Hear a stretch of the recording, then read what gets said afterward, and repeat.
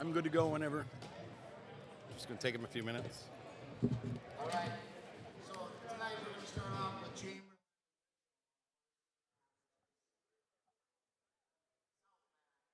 On the north map, we'll have Well, good evening, ladies and gentlemen. Welcome to the home opener for the Titans, the season opener for the Titans, and the visiting Mitchell Colonels and the visiting Chamberlin Cubs on the far west side of T and inside T High School. This is the gymnasium that they call Thunder Alley, the 25-26 season opener for all these three teams. You look at the T area Titans coming off their second sixth-place finish in a row. I believe before that it was a seventh-place finish. For the Mitchell Colonels, a top 20 finish at state, and for Chamberlain, 28th at state out of 29 teams. And so, coming into this one, my name is Shad Hockey, and I'm pleased to be joined by our USD Hall of Fame producer, Andrew Griffin. My partner, Jeremy Eimers, will not be with us tonight. He's actually refereeing a match. You'll see his son will perform here tonight. We are going to a little about our format. Our varsity mat is off to the right. The JV mat is off to the left. We're going to focus on the varsity mat, of course. And then if something gets close and the varsity isn't very good, we're going to let Andrew Griffin play a little NFL red zone here. We'll zoom over to the left and show you the exciting finish for the JV match, if there is one. So I'll try to be as graceful as possible. That's right. Good. That'll be fun. Chamberlin versus T area first. And then we have Chamberlin versus Mitchell JV, I believe, to the left. So our PA announcer, Mr. Rod Fortin. Everybody in the wrestling world knows Rod. Thank him for stepping up and doing the PA tonight. Zach Metter and Bailey Nisus are our two referees tonight. We'll see where we are going to start. Area Titans led by returning senior Tyler Woodring, 42-0 last year, went to the state. Coach Neeson tells me they vote on who they want to see in the headline match at state. He was the one they picked, and he didn't disappoint, pinning his opponent in 33 seconds.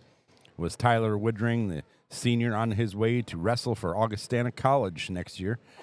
He'll be the second wrestler ever for the Titans at Augustana, going way back to the early 2000s to Lance Shull.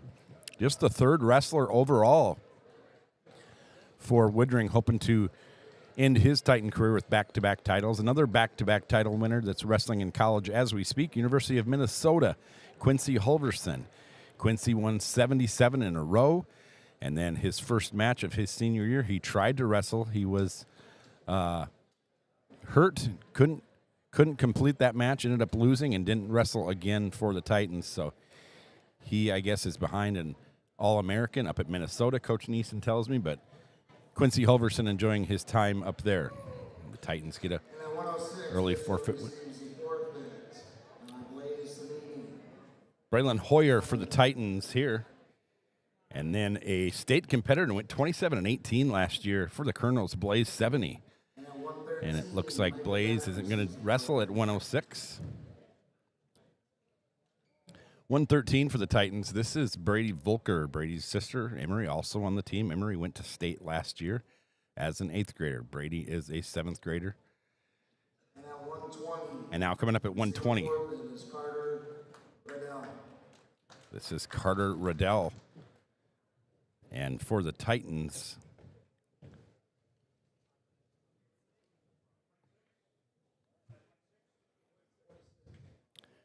this is 146. Folks, I'm going to tell you, I'm not a wrestling, very knowledgeable in wrestling. The high schools I went to in Canada and the United States. And it looks like we've got Mitchell versus Chamberlain first. Oh, okay. Oh, that's right. That is, okay. Mitchell versus Chamberlain first on the varsity mat. Okay. Titans will wait. They'll wrestle the next two after this. I'm guessing they want maybe Chamberlain to get out of here as soon as they can, with them being the farthest away, them being a little over 2 hours probably by bus. Mitchell a little over an hour, and then Titans, depending on where you live. It's about a 5-minute car ride for me. in the state of South Dakota that has, Andrew, the shortest commute of any state in the United States. You're living in it. South Dakota, shortest commute of any state.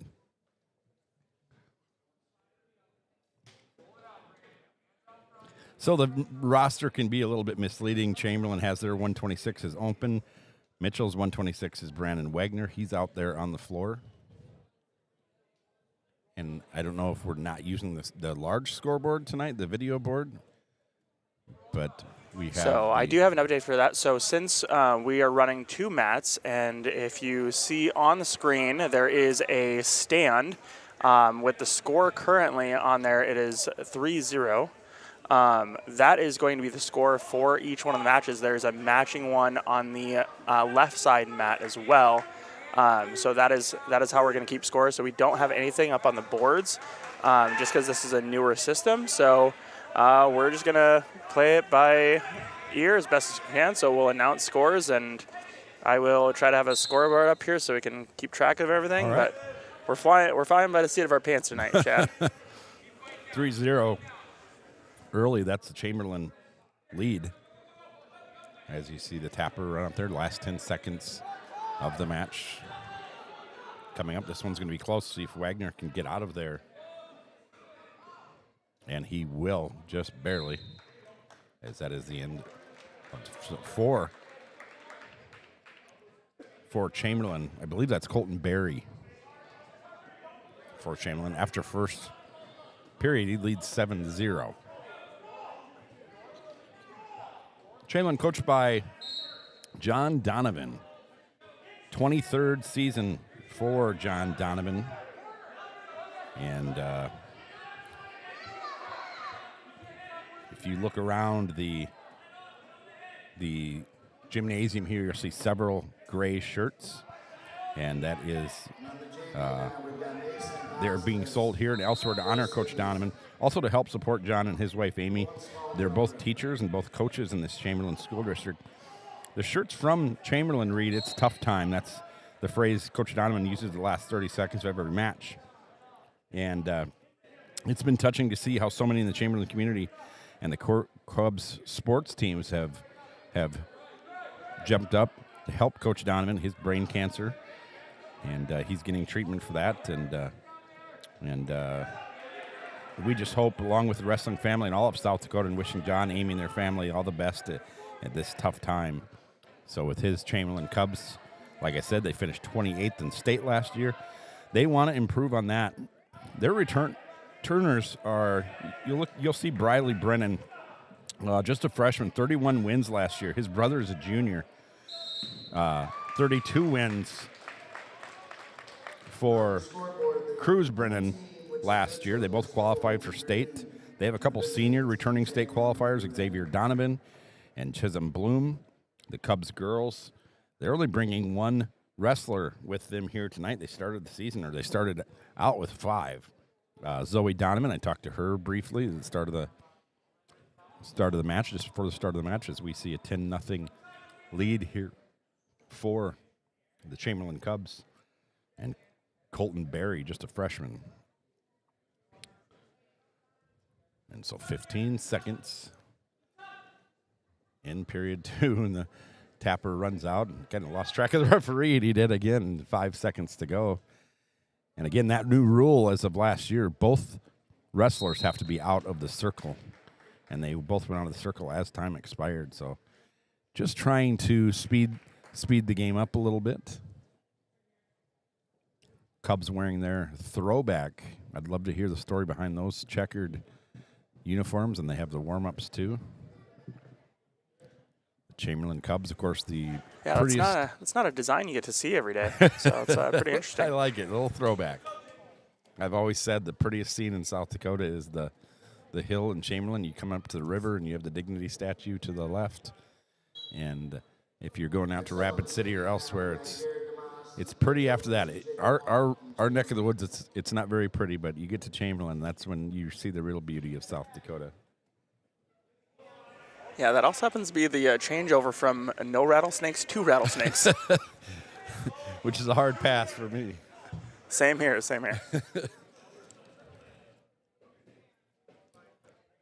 So the Mitchell Colonels come into this one. This is the third season for their coach, Brandon Haar. If you follow wrestling, you will probably remember Brandon Haar.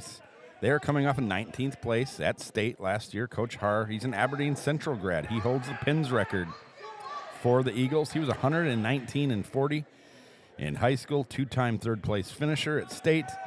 He put together a school record 39-win season. He then went on to become a 3-year starter and a 3-year academic All-American at Northern State, staying up at Aberdeen.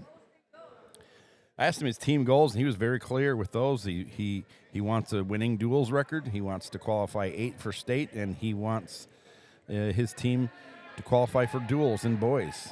He lists his impact wrestler people to watch. He's got Noah Bennett, Caden Allen, Sean Foote. Really, really nice-looking junior. And Rocky Clark, we'll see him tonight. He went 31-9 last year qualifying for state. Also look out for sophomore Blaze 70, another state qualifier, and 23 wins last year for Blaze. Girls, they have quite a few, unlike the Titans and the Chamberlin Cubs. Kayla Link, Allison Tilburg. They have Frankie Kranz last year. She went to state. She had a program best 32 wins. And Taylor DeYoung, she had 24 wins. Diana and Danny Borgia, Marlon Whitaker, Kaylee Fink. And he says among those listed, Rocky Clark is his team leader. I asked him how he's building this girls program, and he said he's just doing a lot of recruiting and getting the girls into the gym to get some mat time with other girls. And so he's slowly building this, and recruiting, I guess, is the way to go. I know Coach John Neeson of the Titans is doing that as well, and is really interested in building this program. And as you look in the Titan record book, you'll see one name on the girls' side, and it's not Brianna Johnson. Brianna did win over 50 matches in her career, went out and won the first and only state championship for the T-Area Titans, and back in 2023. But the Titans have Lainey Haynes, and she holds every record that is in the Titan record book. That's the good news. Wins, pins, takedowns, near falls, reversals, escapes, tech falls, individual team points, they're all belong to Lainey Haynes. The bad news is she went out for soccer this year, played goalie, got taken out before the midway part of the season. She's going to miss all of the rest of soccer season and all of wrestling season this year. She won't be back until the end of summer, they project. And I wanted Lainey to join me tonight and fill in for Mr. Jeremy Eimers, but she's doing the filming for the Titans. And so I talked to Coach Neeson about her, and he said she's just like having another coach there, and players all call her mom. So we will not get to see Lainey Haynes tonight. She went to state last year for the Titans. I believe she won about 24 or so. I could definitely see that about Lainey, by the way. Yeah. I have Lainey in class for third period, and Emery Volker always comes in because I have her fourth, and she always wants to take Lainey's phone. I went to practice a couple nights ago, and you would think Lainey's a coach. She was just standing up and doing her coaching, and that's kind of Lainey. You know, soccer was never her first choice. There's a pin. I'm sorry, that's the end of the first period. Bennett. Or it is a pin. Bennett. Noah Bennett, sophomore for the Colonels. Period 1 gets the pin over I think Brady Nealon, the junior from Chamberlin. And so now Chamberlin's going to get a forfeit win here. So 24-5. Now it's Van Overscheld. One Eagle wins by forfeit at 138. No, I'm sorry. It's not Van Overscheld.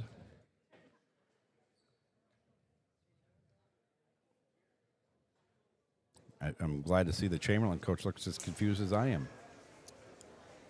It's a little hard to read on the screen, but it looks like team points, Mitchell's at 30, and Chamberlain's at 5 currently. 30 and 35, yeah.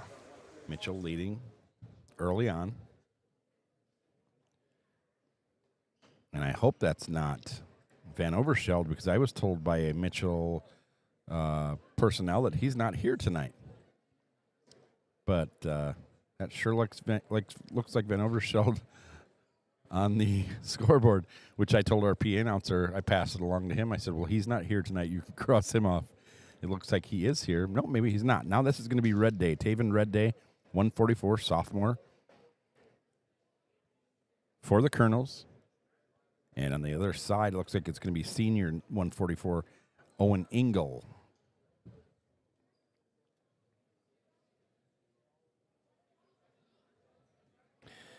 I asked Coach Haar his keys to victory against the Titans tonight. He wants to match the Titans' intensity early on, and he doesn't want to get in dangerous positions. He says what he likes about Chamberlin is they rarely get in bad spots. He wants to follow that and not get in bad spots tonight.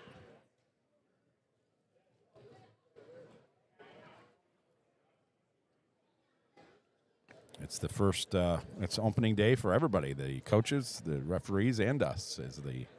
I don't know what the holdup is here. Maybe it's with our computers.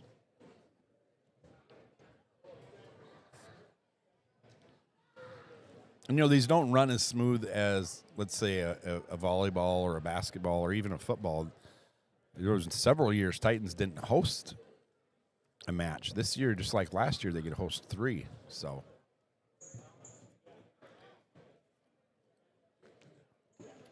we have Brenton DeBoer on the scorers table, South Dakota Hall of Fame football coach from Roosevelt High School and also from T Area High School.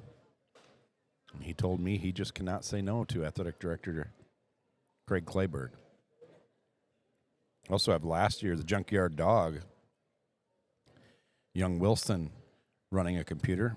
It's neat to see how some of these Titans like Maddox Slakehouse and Parker Wilson, there's been others that they get out of wrestling and they are out of high school wrestling and they are still going to be officials or helping out at these events. And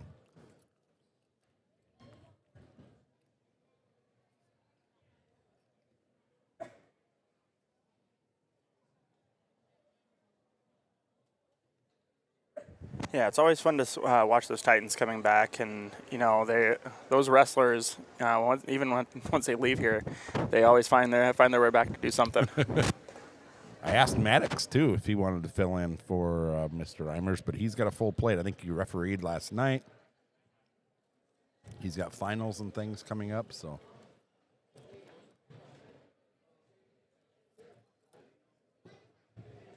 This is an issue on the computers here. Is neither side is wrestling here tonight, not the JV mat or the varsity mat.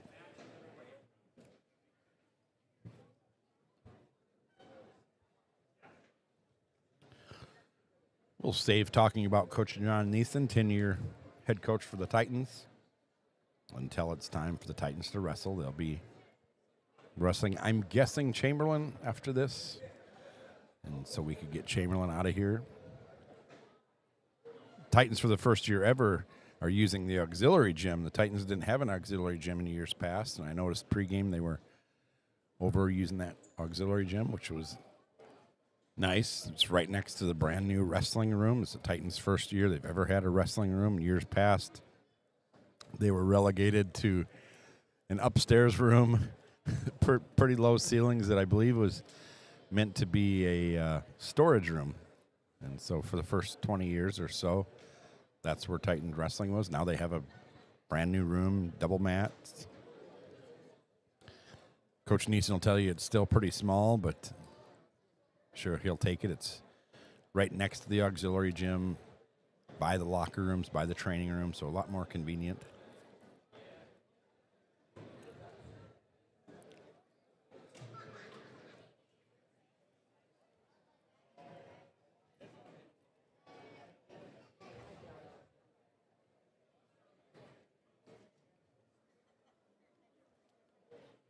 It's a new wrestling room that was voted on overwhelmingly by the community, over 85%. Area just this last summer, and they finally finished, well, most of it up, doubled the size of the high school, added a new gym, added a new performing arts center that's beyond beautiful. Added a new wrestling room, among other things. A lot of classrooms.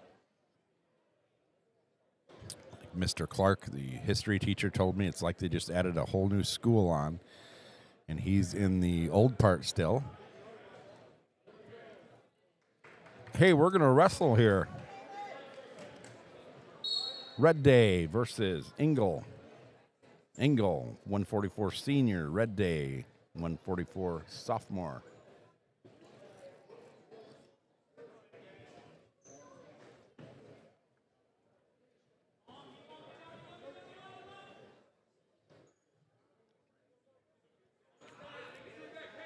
Couple wiry guys. They almost have the same build here. As 2-point takedown, 3-point takedown. My bad. That's for Engel. He leads 3-0. Mitchell leading 24-11 early on.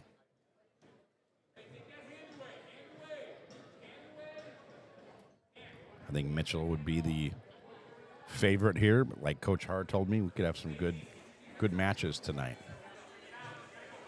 Looks like he's been trying to get in side position there. Seems like he's trying to get an arm bar, maybe trying to get into a cradle. Just kind of working with what he's got at the moment. Looks like under a minute to go. Red Day in control early on.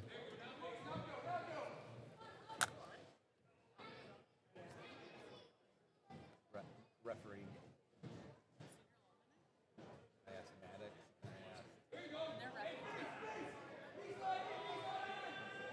Griff helps out.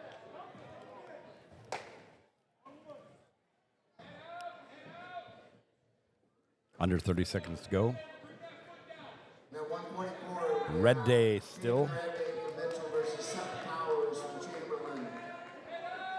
Oh, I'm sorry. This is Sutton Powers, not. If I said Engel, I apologize. Sutton Powers, 144-pound senior. And now we're going to have a timeout. Blood, possibly. Oh, the headgear came off. Okay.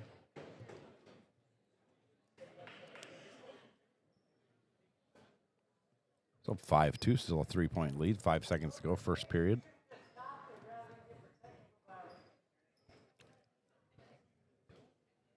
Red Day putting his headgear on.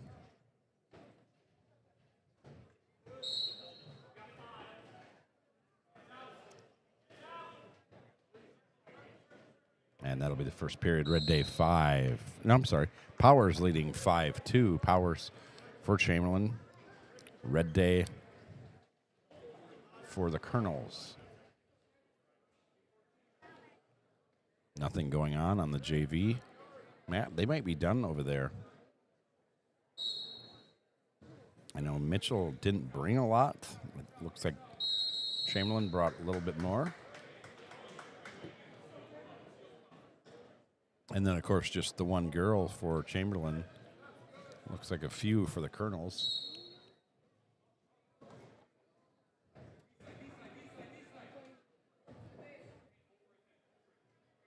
Red Day down below, trying to get out of it. 5-2. He trails by 3. Second period.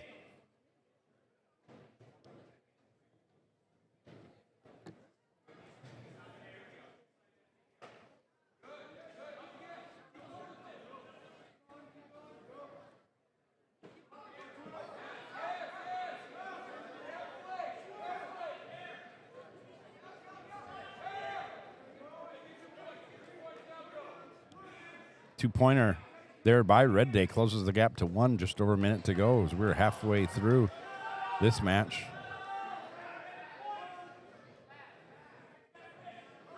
And now 2 for Powers, so it gets that lead back up to 7-4. 1 minute to go, second period.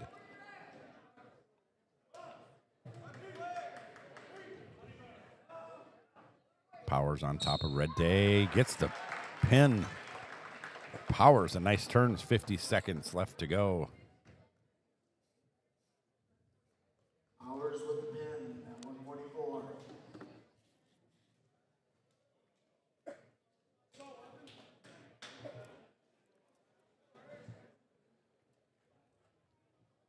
So 24-11. Now, 150, we got Evan Hirsch from Mitchell versus Briley Brennan from Chamberlin. Evan Hirsch, sophomore, 150. Briley Brennan, this is one of the guys you want to watch out for here for Chamberlain. Just a freshman, state qualifier last year as an 8th grader. You can see why a little bit. He's really quickening up the pace. Gets himself in a bad spot, gets back out of it. Hanging on the neck of Bennett.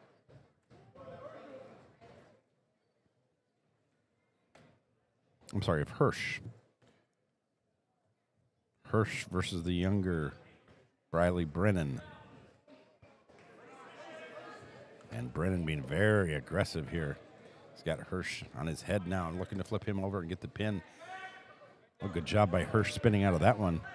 Still a 3-point takedown for Brennan to lead 3-0. Brennan now on top of Hirsch. Hirsch on his knees, doing a good job fighting off Brennan. Looked like Brennan wanted to get the early pin here. 1 minute to go. First period, leading 3-0. There's the spin, turnaround.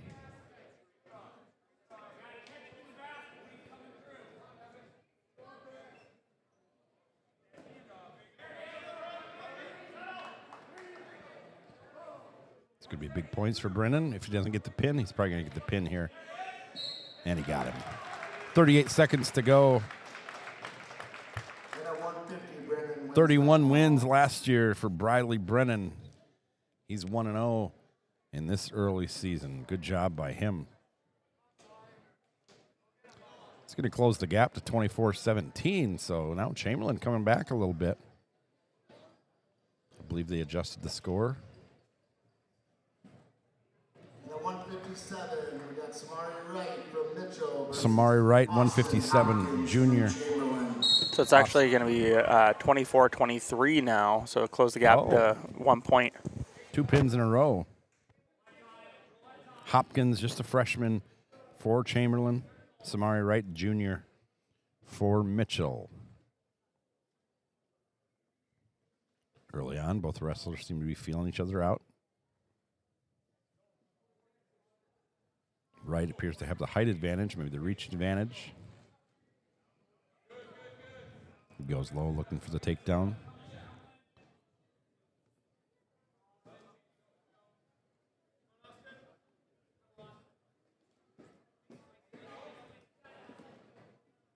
There's Wright. Both men are in for now. Now they're out. So we'll stop the clock. 1:15, 0-0. Mitchell as a team leading by a point.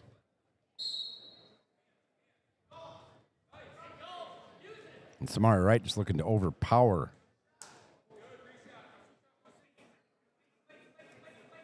Austin Hopkins. Austin Hopkins pretty well put together, though. That was a good reshot, but he just didn't follow through with it.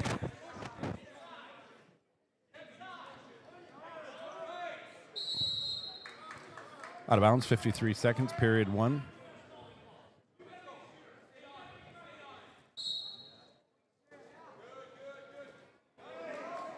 Nice takedown, 3-point takedown for Samari Wright, the junior from Mitchell, South Dakota. This is close to being it. If he could get him turned over, it still might be it. 39 seconds to go, Wright leading by 3. Plenty of time. Nowhere for Hopkins to go. Boy, he's really using his leverage getting up there. Good job by him just fighting off maybe the inevitable here. 28 seconds to go.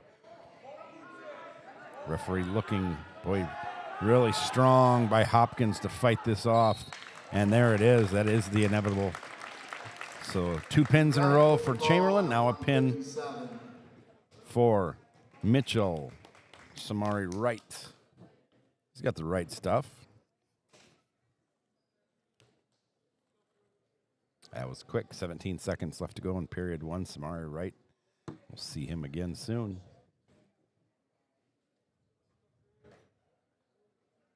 And I think they bumped that screen, and now it's kind of facing away from me. I can't see it very well.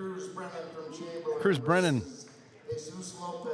Yeah, now it's a little tough for the audience to see the score as well. It's almost like the perfect spot not to be able to read it. Austin Hopkins, a freshman. I'm sorry, Cruz Brennan, a junior, against Jesus Lopez, a senior. Jesus Lopez from Mitchell. Cruz Brennan state competitor last year, 32 wins, tied for the most in the Mitchell program, along with Frankie Kranz, the girl wrestler, also went to state. That was very quick work there by Cruz Brennan. No surprise there. 128 to go, so 32 seconds in. And Cruz Brennan gets a win for his squad. And so I think it's going to be 30-29. It's going to be a 1-point contest again.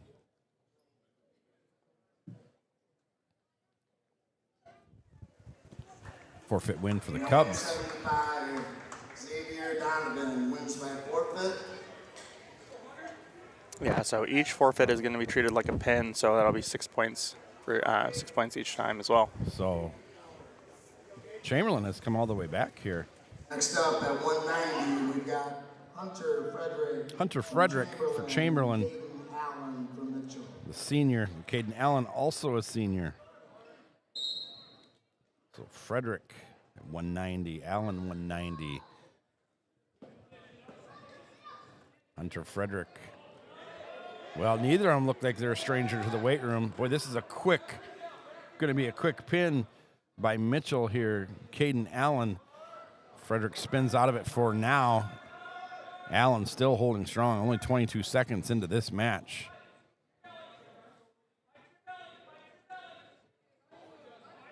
And boy, what a good job by Xavier Donovan to get out of it. I thought that was the end of that one.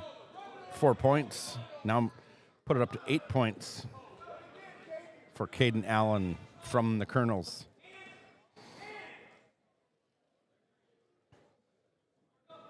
Allen in full control. I'm sure he wants to get the pin and get out of here early. Xavier Donovan has other ideas. Like we said, these guys are both pretty well put together. Under a minute, first period. Chamberlin leading by 5. Mitchell looking to take the lead back. And we have equipment failure. And mouthpiece came out there by Caden Allen. He'll put that back in. 48 seconds to go. Clock stopped. He's leading 7-0.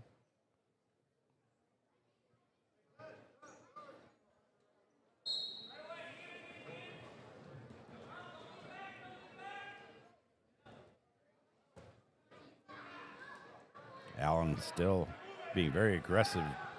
Donovan's doing a good job fighting him off. Donovan from Chamberlain. He was a state qualifier last year. 28 wins on the year for Donovan. So I think Allen was looking to get out of here early, but Donovan has other ideas. And now there's 3 points for Allen. Under 20 seconds to go. He's leading 10-1 here.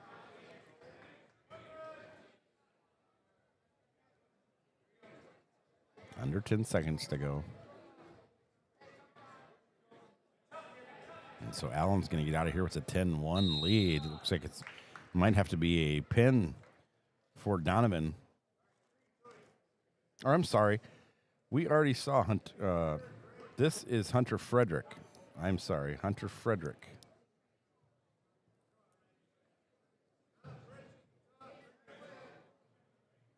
Donovan from Chamberlain, we saw him get the forfeit win. He's a state qualifier. Frederick is not, neither is Caden Allen from Mitchell, who is his opponent.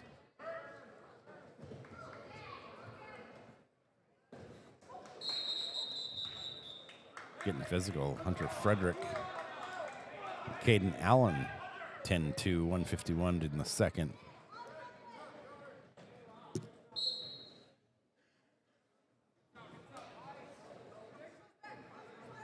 Good turn there by Allen.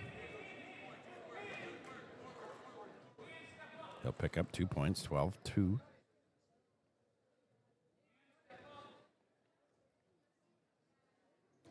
And we are officially the halfway point of this match. 90 seconds to go, period 2.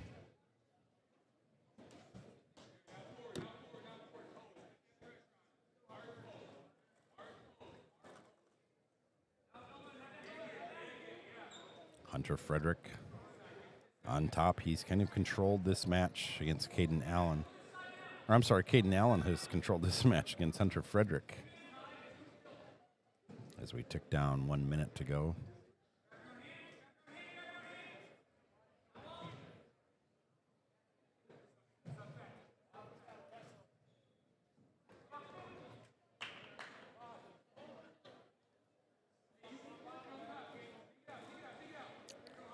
.45 seconds to go. Caden Allen from the jump has been in firm control of this one. Got out to the early 7-point lead, holding on to a 12-2 lead right now.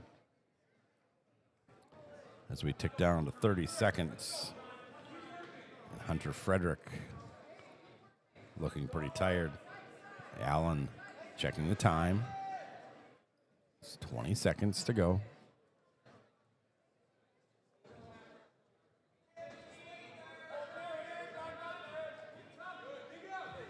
10 second, Tapper runs out.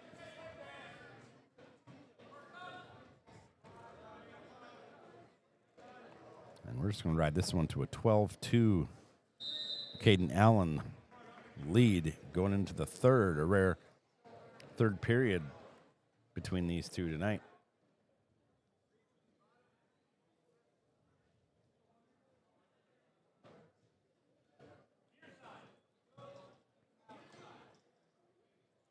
Frederick on top, trailing by 10.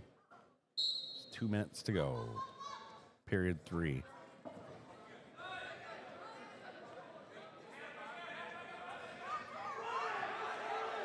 Chamberlin leading by 3. I'm sorry, by 5. Allen leading Frederick by 10. Frederick wanting the pin. He's in control to do it. And now we're close.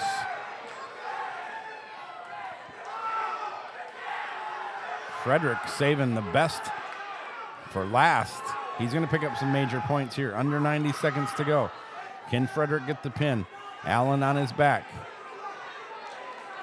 4 points for Frederick. Allen out of danger. 3 points, I'm sorry, 12-5.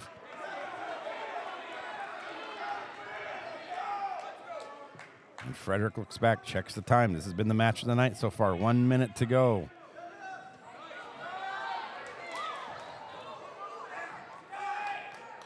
And a big takedown there for Caden Allen. And now he's back in control, leading 16-5, 45 seconds to go. Looked like Hunter Frederick had been saving it for that first burst of the third period. Fans want a bit of a stall here. And now both men are close to being out. 16-5. 20 seconds. Oh, nice rollover there. Might get the pin here. Caden Allen does. The last minute. Hunter Frederick not happy. 12 seconds to go. Impressive late turn there by Caden Allen. Fun match to watch there. Hunter Frederick, I'm sure we'll hear more from him later tonight. Very well put together wrestler.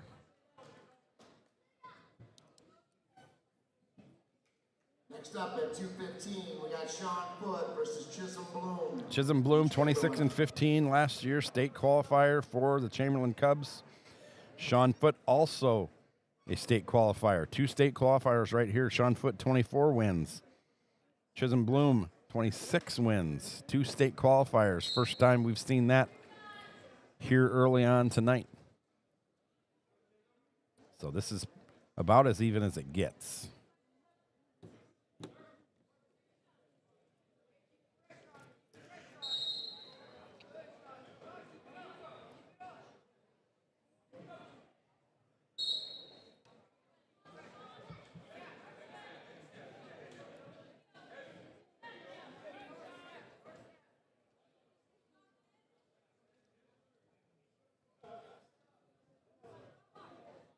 Zero tight match here. Mitchell, who I would say was the favorite coming in, winning this one by just 1. We're getting close to the end here.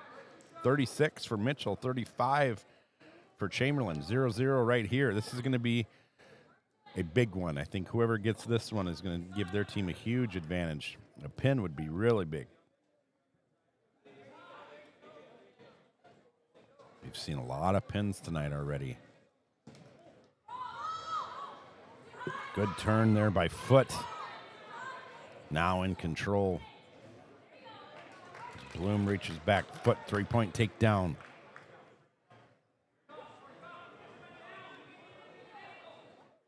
.45 seconds to go, period one. Foot leading 3-0. Mitchell is where Sean Foot is from, the senior. Christian Bloom, just a junior, in the red and white for the Cubs. See the leg lock there by Foot. 25 seconds to go. Foot wants to add to this lead.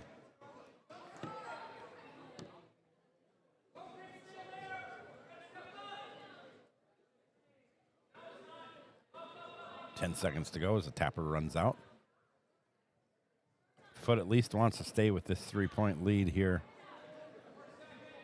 as he's got the ankle of Bloom. And that's it, 3-0 Foot for the Mitchell Colonels, leading after one.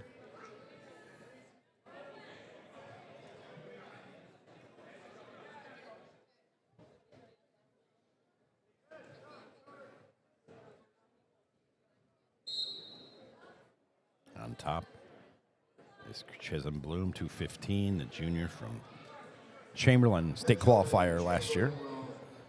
Finish up their JV and the girls duel following the varsity duel.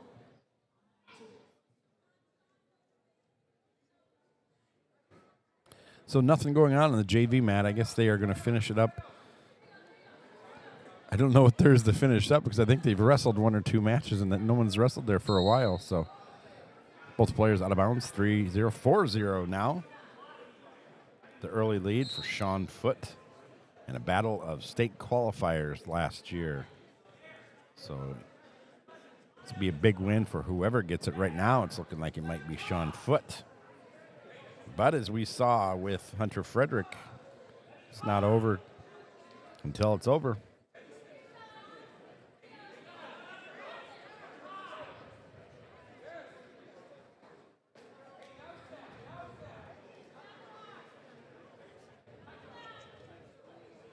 Under 1 minute to go, period two. 4-0, Sean Foot, Mitchell Colonels. Both men on their feet. And then Christian Bloom lets him go. Being reminded how much time is left by his coach.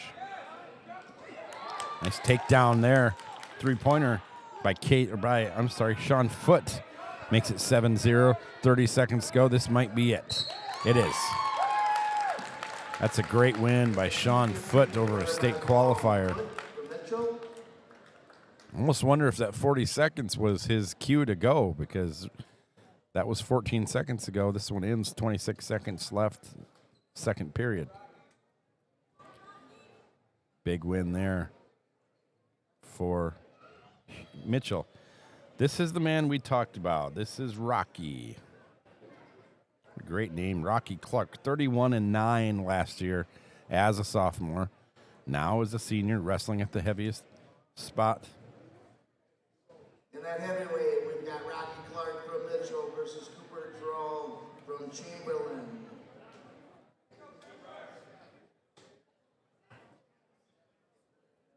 Cooper Gerard from Chamberlin, a senior. Rocky Clark, a junior.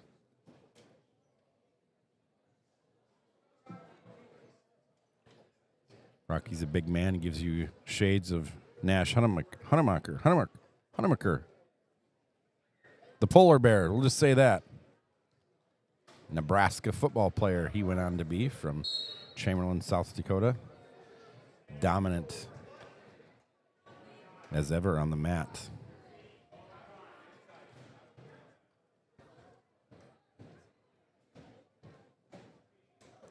These two feeling each other out, Rocky and Cooper.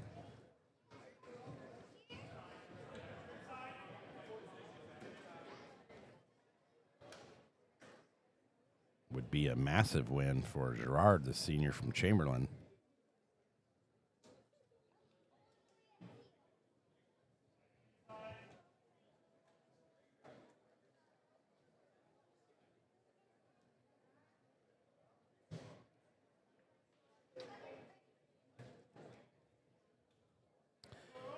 Both men still on their feet, over a minute to go, first period. They say, out of bounds, 1:01 to go. They say it's 36-35 in favor of Mitchell. I thought they might be leading by more than that. Yeah, with the pin from the last match, that should have ended up being 42-35. I'm not sure why it's still 36, but I will adjust the score on my end. We'll see how long it takes them. First match of the year. Still scoreless here, 45 seconds to go. Gerard and Clark. Clark 31-9 last year, state qualifier.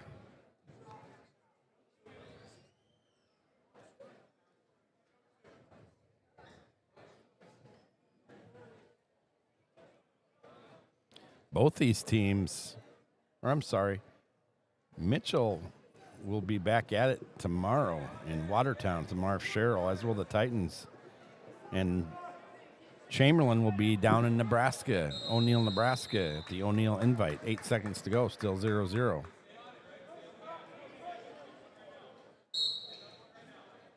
See if anybody can make anything happen. Clark versus Gerard is going to end.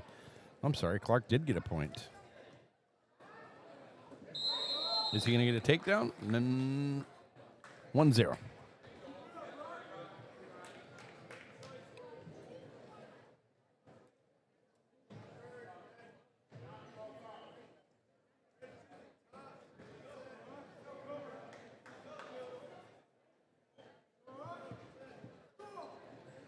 Be Gerard on top, Clark on the bottom. Clark leading 1-0. Good showing early on by Cooper Gerard on a top-of-the-line wrestler, Rocky Clark. Now it's 3 for Clark. He got the escape. 3-0. Well, he actually got the reversal on that one. Oh, reversal. So he got 2 points. I wasn't watching. I just looked up and saw the 2.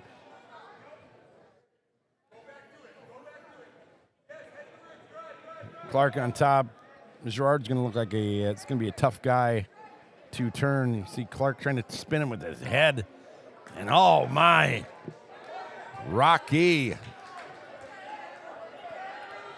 And Gerard's not going easily, but 4-pointer. Now a dominant lead for Clark. He's back on top again. And this might be the end. That's going to be it. Yep. Rocky Gerard is a good first period, just 1:05 into the second period. He gets the pin and the win. That's going to put Mitchell with the win. Came down to the last match. So, really entertaining match for these two.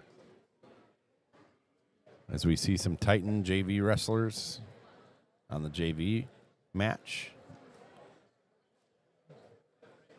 The Titan varsity wrestlers will take the mat. Final score, the first duel was 48-35 in favor of Mitchell. 48-35, Mitchell goes to 1-0 on the year. Chamberlin falls to 0-1. They've got a tough one here and a tough one tomorrow. And on the mat too, Mitchell and Chamberlin will finish up their JV and the girls duel. So Mitchell started that one. Looked like it was going to be an easy pull-away win. Chamberlin, much to their credit, came back and fought back all the way till late to take the lead. And then you see Mitchell getting the last 2 matches, both pins, and a 13.48-35 W for them.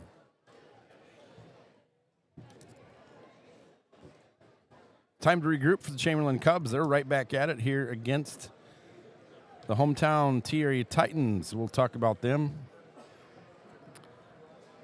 a little bit. You know, I've never been to I didn't know anything about wrestling. I've never been to a wrestling match. And this is a program that's kind of turned me into a wrestling fan. I was talking to Coach Neeson a couple nights ago when we met to we filmed a podcast, which got, boy, I'll tell you what, I reached out to Coach later that night, and I said it's got over 3,000 views, and now it's sitting at over 8,000 views for the podcast.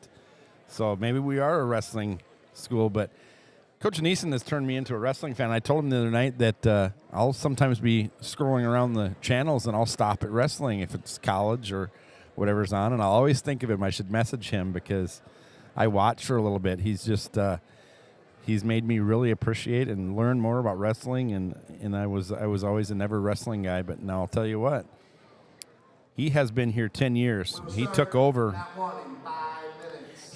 a helpless and sleepy wrestling program, you know, if we're to be honest, and along with a tremendous youth club here in T. A youth club Coach Neeson is always quick to talk about when he talks about his success his program has made.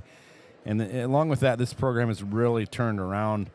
I told him again the other night, early on when he was here, the Sioux Falls Roosevelt athletic director, Casey Miley, came up and told me, I heard you have a nice wrestling coach out there. And I told the Casey Miley to keep his hands off Coach Neeson. But, you know, he talked about a streak they are on the other night. That's 6 years in a row the Titans have had a wrestler on the top of the podium in the state championship. 6 years in a row.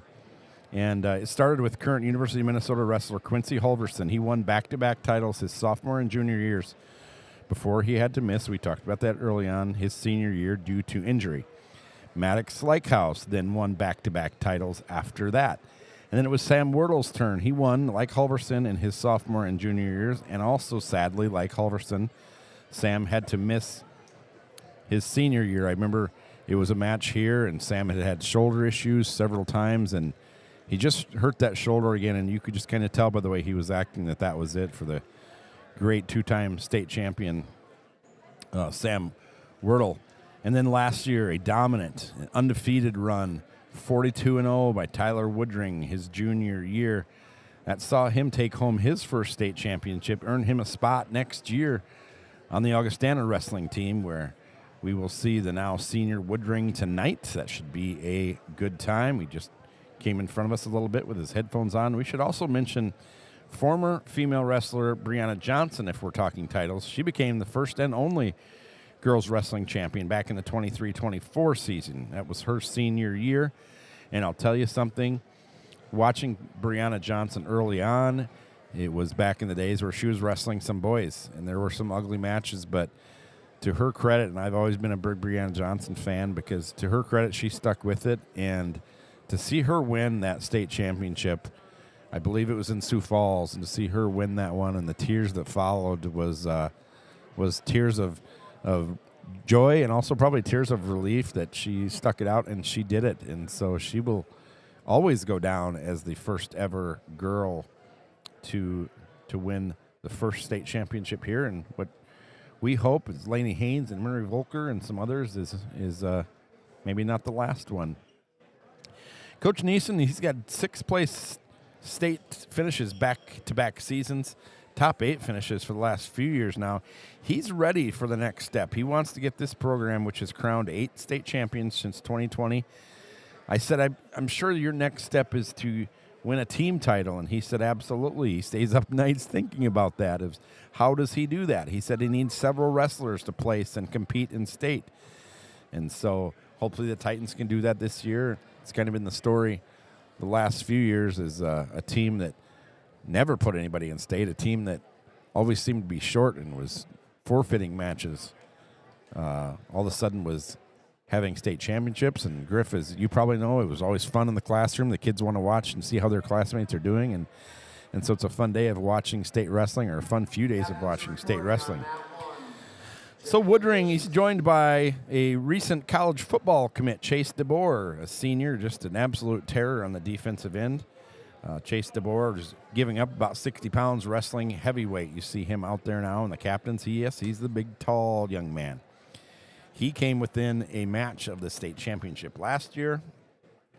Did chase DeBoer 35-5, and he lost in the championship match. Just the second ever TRA Titan to finish second in a season. Senior Jeremiah Wilger. Coach Neeson talked about him, and he said, last year he started out not having a spot. And the Titans have these wrestle-offs every week or 2 weeks, and whoever wins these wrestle-offs, they get that spot, and Wilgers didn't get it.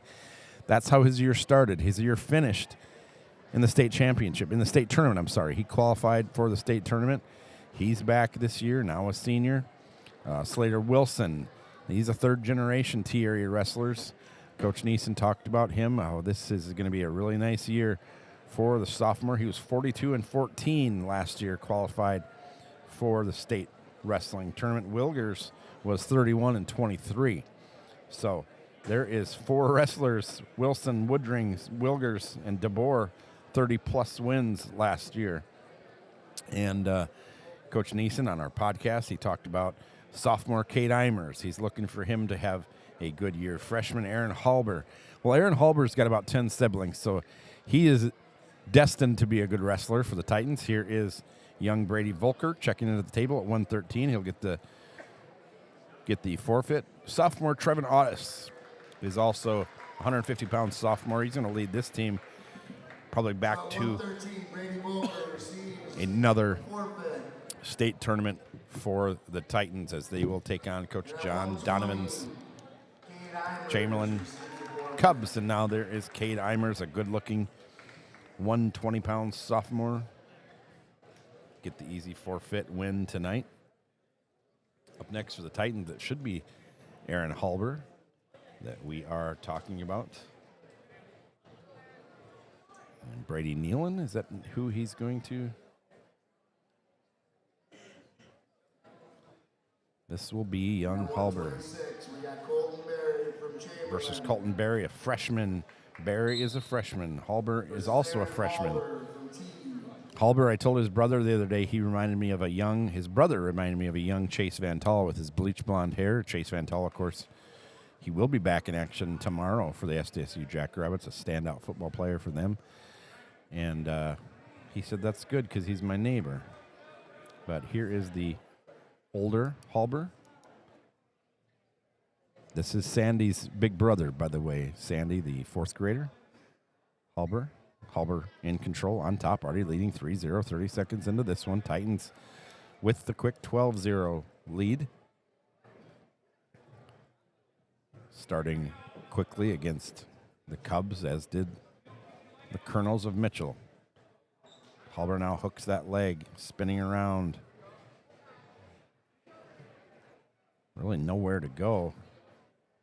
He's trying to pull down the left arm of young Colton Berry, and now he's got him in position to hopefully get a pin. We'll see. 1 minute to go. Referee is down. Can Halber complete this one? Berry still got his shoulder up. The left shoulder is up. Halber now pushing the left arm down. Shoulder to follow. Berry just nowhere to go. This should be about it soon. Berry pretty wiry, scrappy here. 40 seconds to go. Just a matter of time. You would think 35 seconds.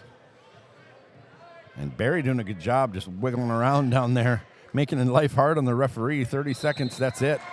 26 seconds to go, and Halber gets the first non-forfeit win of the year for the Titans. And that is a quick 18-0 lead for the Titans. Yeah, very quick.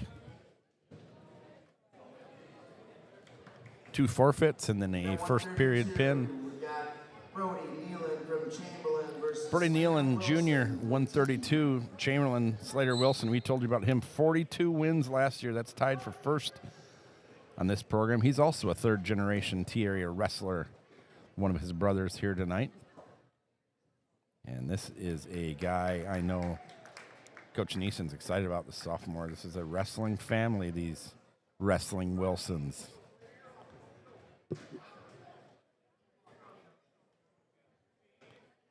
Brody Nealon, a junior, for the checkered Chamberlin Cubs. Feeling each other out. 30 seconds into this one. Marley Whitaker with the win by forfeit. Nice move by Wilson. Gets the shoot. Where'd it go? 25, we have a double forfeit. Brady Nealon looking good. Wilson has him on his shoulders. Double forfeit. 1 minute to go. Here's where he's going to move to try to get the pin.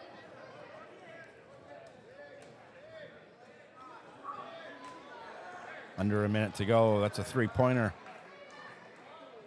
for Slater. Wilson now up with the 1 point escape by Nealon. They're back to it on their feet. 45 seconds to go.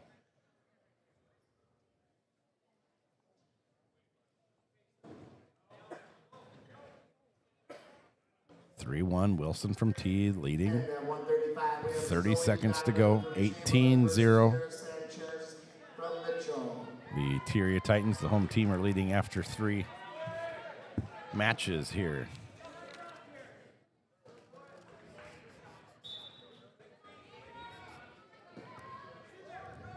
Volker with the forfeit. Eimers with the forfeit. And then Halper with the quick pin. And now this is 42-win Slater. Wilson is going to end the first period 3-1 with the lead.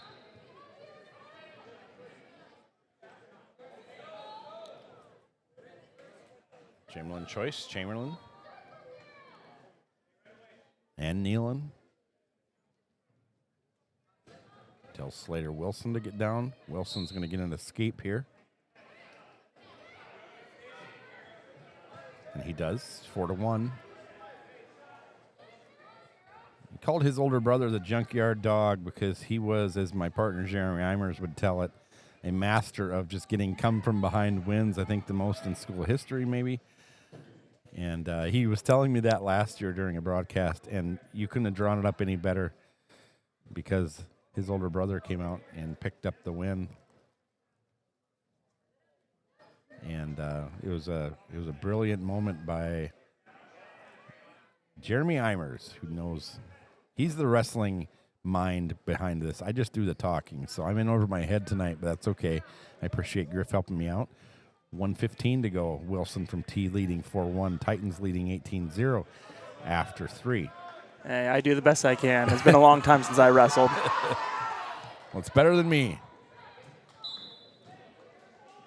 Under a minute to go. Wilson in the second. 4-1 with the lead. Almost out of bounds.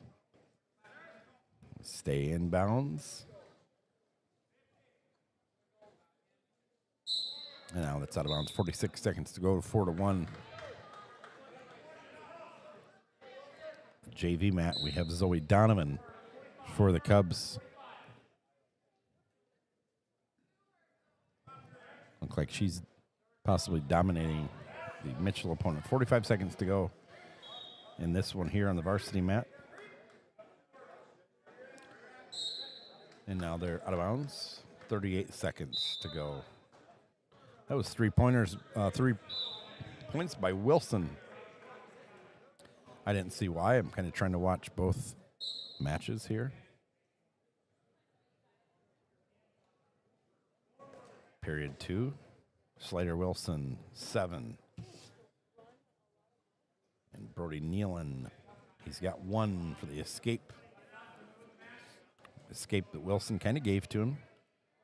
Again, Wilson, 42 wins last year, tied for best in the school last year. 10 seconds to go. Wilson knows where he's at, looking at the clock. He's going to come out for period 3. You know, I was looking at the record book today that Coach Neeson sent me.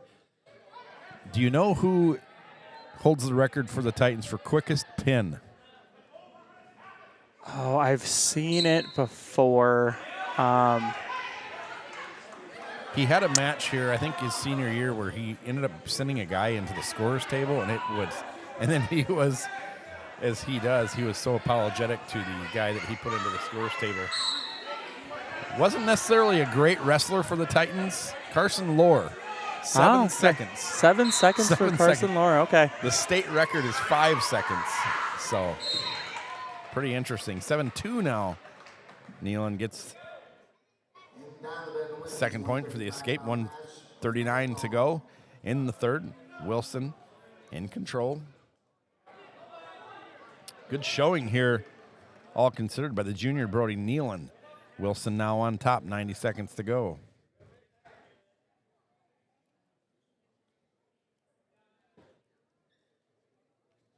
I wonder if we pulled the three Wilson boys, who they would tell me would win if they all wrestled.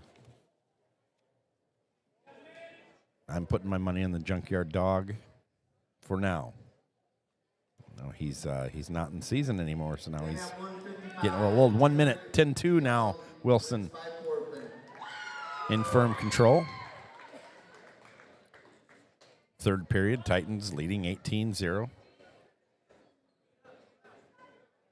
Wilson with 45 seconds to go would like to get the pin. He's almost out of bounds. Remember, both wrestlers have to be out of bounds to get a stoppage. Wilson is close. He's down to his left foot. 30 seconds to go. 10-2 Wilson.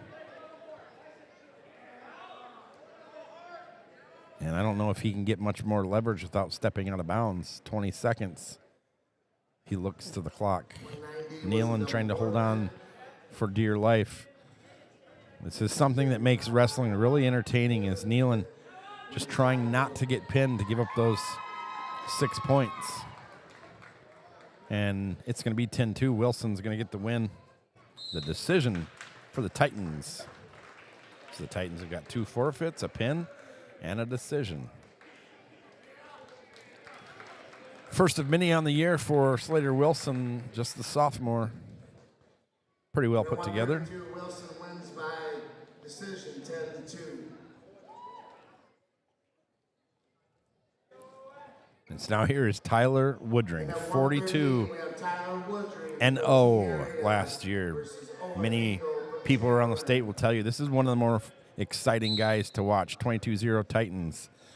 Woodring against Owen Engel, the senior for Chamberlin. Woodring going to Augustana College to wrestle next year just down the road in Sioux Falls. And boy, he's as quick as they come. This is a really, really good wrestler for the Titans, and he's been for a while. Wow! Big time takedown for Woodring to lead 3-1, and now Engel's in trouble. 30 seconds into this one. Engel kicking, and that's it. 35 seconds. Tyler Woodring does Tyler Woodring things. Very impressive. So going back to last year, 43 in a row. Coach Neeson had really nice things to say about him on Wednesday night, just how fun he is to be around. And Woodring runs off, slaps Coach Neeson on the shoulder, and he'll be back. 28-0 Titans. Sutton Powers, the senior for them. Mason Woodring here, just a 9th grader. 150 for the Titans.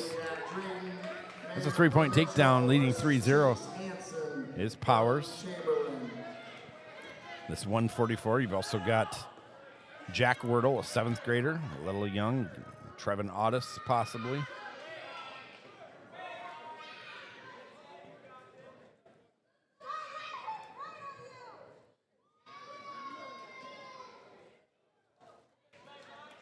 Talked to Coach Neeson, who used to coach several years on the football team here, about how wrestling can help you. Powers up now 7-0 early on, 1:15 to go in the first over the younger Woodring, and they are both out of bounds. 1:06 to go.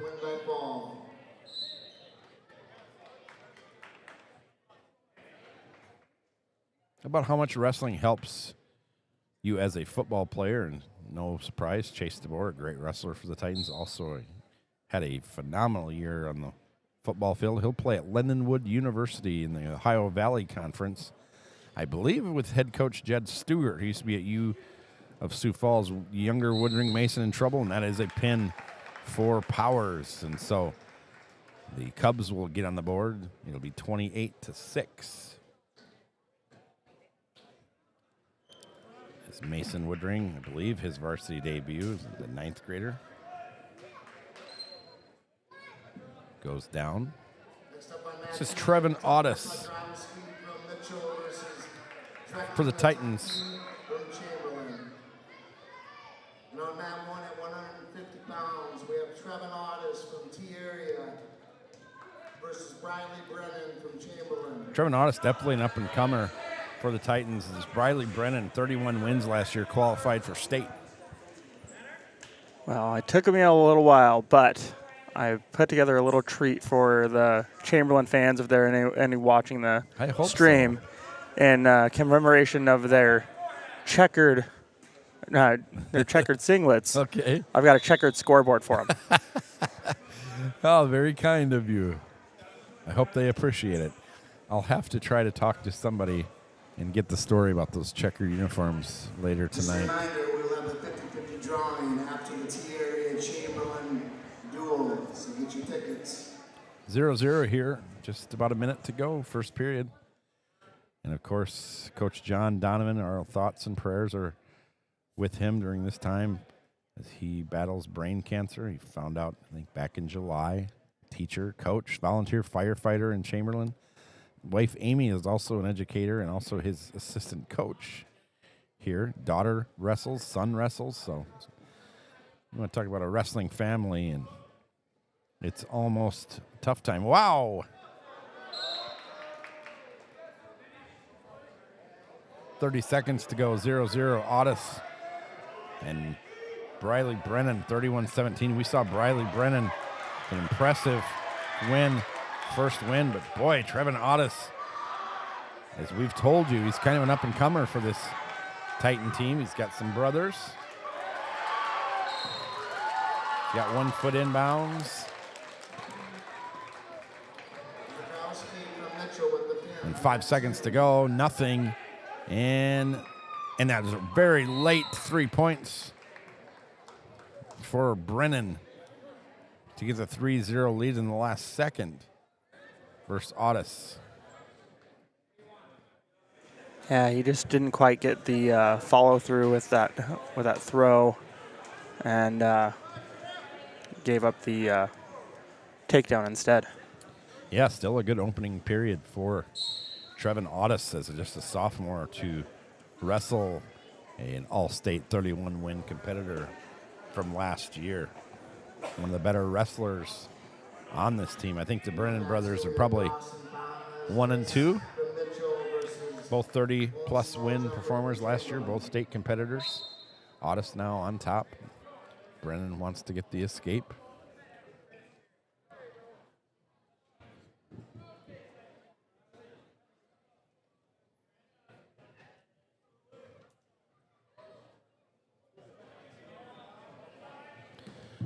Audis, is that a throw there? Did he complete it?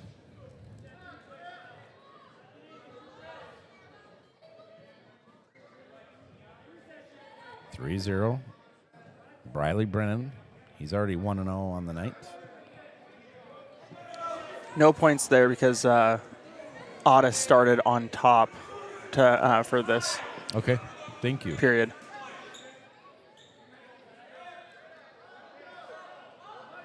Audis not sure where to go.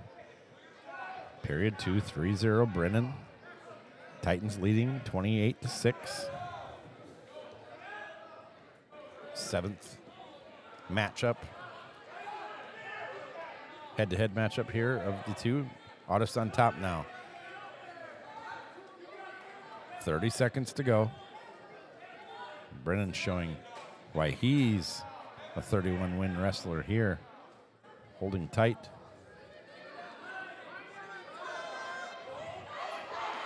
Audis trying for the turn. 15 seconds to go. The majority of the applause has been for the JV matches tonight. Audis 5 seconds to go. He's probably not going to get anything here. This is where we will end it 3-0 heading into period 3.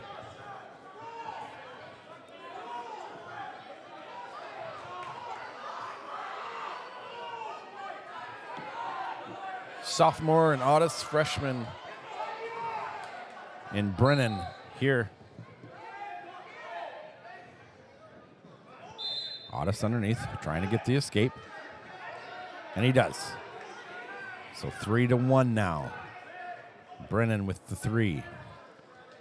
Going for the takedown. Boy, Otis, good job just fighting through that.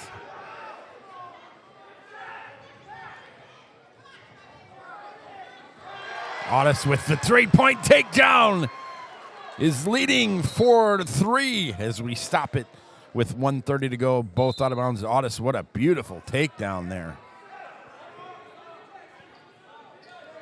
Briley Brennan for the first time tonight on the short end of this one. Now it's 4-4 for some reason. I believe Brennan was awarded 1 point for an escape before they went out, but he didn't have control over Otis going out of bounds. Interesting. So he's awarded 1 point. They came back standing. Oh, okay. Thank you. 4-4. Something's got to give as we tick down now to 1 minute. Otis has Brennan again. Can't get him that time. Brennan looking for the escape. Otis says, stay in bounds. Brennan trying to get out of bounds and to reset this one. Otis trying to stay in bounds. Now Brennan is in bounds. 3 points for Trevin Otis, leading 7-4 with 35 seconds to go. Otis in control. Now it's a matter of the clock. 30 seconds and counting. Third period. Otis, they come from behind. He was trailing 3-0, now leading 7-4. This would be a great opening night win for Trevin Otis. 15 seconds to go. This would be by far the best win of the night, of the young night for the Titans. And Otis is 5 seconds away from making that happen as it counts down, and Trevin Otis is going to pick up an outstanding win over a really nice wrestler, Briley Brennan. I did not see that coming. Otis with the decision, and that is probably going to for sure send these Titans to a win tonight. 2:15. And this is Hopkins from Mitchell Austin. Hopkins, the 7. Trevor Cordell, sophomore at 157. This will be another good one. Volker, Eimers, Halber, Wilson, Woodring, Otis, all with wins in the 31-6 lead so far for the Titans.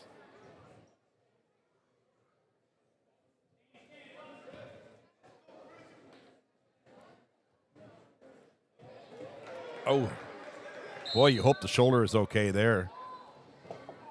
And on his right shoulder, Cordell really came down at an awkward spot. It looks like he's okay. Boy, you sure hope he's okay. You don't want to get hurt the first night of the season as Cordell looking to overpower Hopkins and get the win. There's still 1:05 to go. This is going to be over here very shortly. It is 102, 101 left first period. You hope that shoulder's okay. You see Hopkins kind of holding that shoulder and wiggling it around. John Neeson asks if he's okay. Cordell gives him a slap. So Cordell with the pin. Another nice-looking young wrestler for the Titans.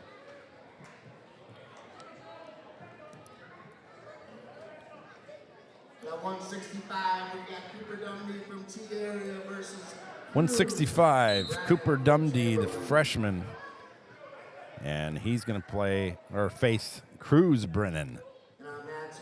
32 match winner last year, state qualifier. Good test here for Cooper Dumdy. And this Cooper Dumdy is a wrestler as well, just a freshman, but I think he, like Otis, like Slater Wilson, like Halber, like Eimers, like Volker, like a Henry Fortin, a state tournament qualifying wrestler for the Titans that won't be wrestling this year, got hurt in football. This is a bright future for the Titans. 3-0 Dumdy already on Cruz Brennan.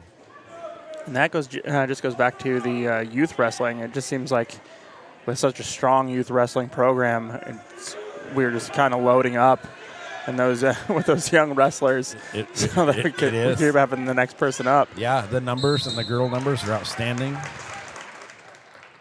And that's going to be a pin. No, I'm sorry. Yes. Cruz Brennan just got Dumdy out of position. Dumdy was winning at the time. Here is J.J. Wilgers for the Titans. 31 wins last year as he went to the state tournament. And he is going to wrestle, I'm guessing, Xavier Donovan. Sure. It is Xavier Donovan, state champion, state qualifier last year, 28 wins. Wilgers, state qualifier with 31 wins. So this is one of those really even matches that you would love to see Wilgers, who is just a battler, you'd love to see Wilgers take this one. As we told you before, he started the year kind of on the bench. He didn't win his position. And so, boy, he fought his way through. Sister Eliza, of course, played on the football team here for the Titans for a year. But this Wilgers is another one in Coach Neeson's wrestling room that is, he's a wrestler. Junior for the Titans.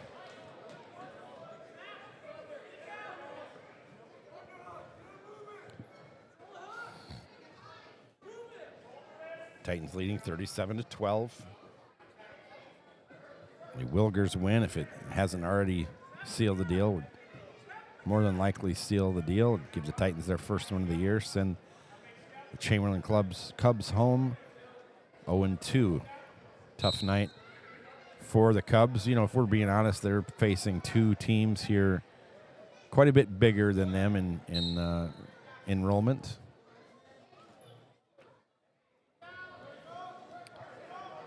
Zero, Wilgers and Donovan.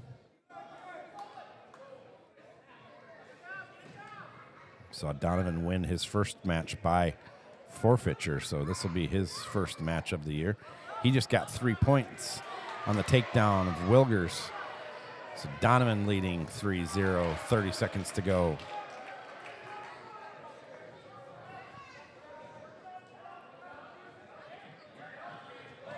Donovan and Wilgers at 175.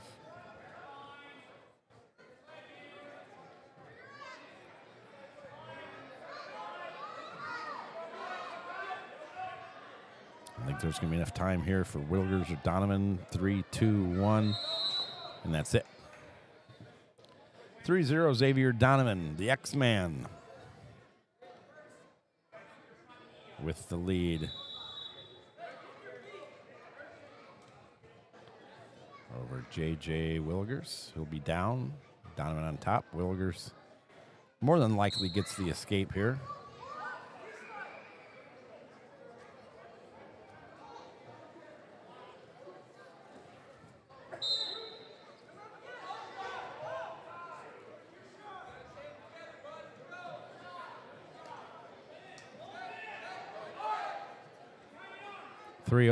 Donovan on top of Wilgers here. Thierry leading by 25 as we tick down to 90 seconds to go. Second period. Coach Neeson on the sidelines giving a talk with Cooper Dumdy.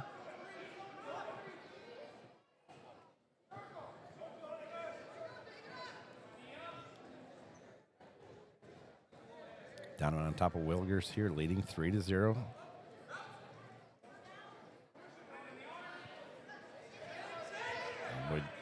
Coaches are saying send him. They want him to swim. The coaches are saying 1 minute to go exactly. Wilgers, Donovan on top of him. They're just going to call that kind of a stall. And let's restart it. So Wilgers goes down again.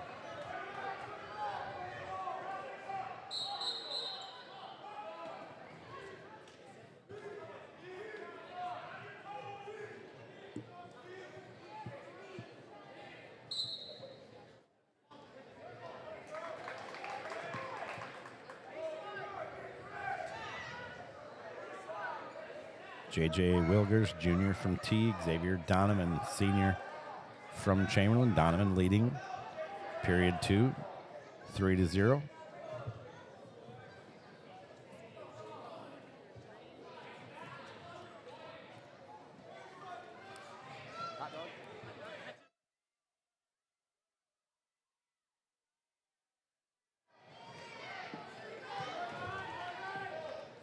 "15 seconds to go."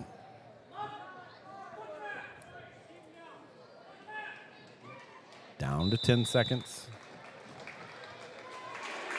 Now Wilgers. Jeremiah did get the reversal. Great. 2 points for Wilgers at the end of the second. And that'll close it, make it a little closer. Donovan 3, Wilgers 2 going in to the third. And so Wilgers on top of Donovan here, trailing by 1. Paper wins a 4-0 decision.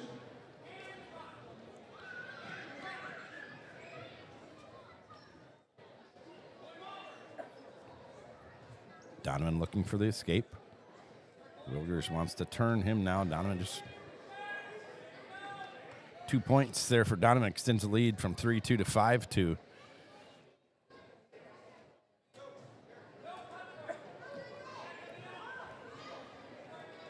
Minute 30 left, third period. 5-2. Xavier Donovan from Chamberlin. And this one now, Wilgers has him. 2 points for Wilgers, makes it 5-4. He is on top. Minute 10 to go, third period. Donovan looking to get the 1 point escape. Wilgers trying to get the takedown. Wilgers needs to get the near fall here to go up. Okay. Well, it's looking like to get a takedown. Gets a takedown and goes up to 3 points. Put him up to 7. Needs a takedown to get the win. 45 seconds to go. Trailing by 2 is T-Area's J.J. Wilgers. Would be a nice win for him. He was a state qualifier, but so was Xavier Donovan, who won by forfeit in the first. 30 seconds to go. As Coach Donovan would say, it's tough time. Well, it's tough time for both the Titans and the checkered Chamberlin Cubs. Here we go. Wilgers, 25 seconds to go. Donovan down low. Under 20. As we tick down close to 15. Wilgers on top. This is going to go to Xavier Donovan, but what a great match this one was. It's going to go all the way till the end. 5, 4, 3 seconds. And Donovan just going to seal the win, 6-4. Jeremiah J.J. Wilgers with the loss on decision. 175, Donovan with a 6-4 victory. Ashton Smith for the Titans. I believe that's Jaden Waltner.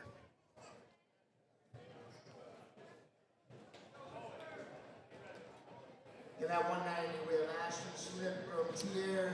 Like I said, Ashton Smith, From Chamberlain. Hunter Frederick, the senior from Chamberlain. Chamberlain and T. Ashton Smith, also a senior. Senior versus senior. Looks like a pretty even matchup here.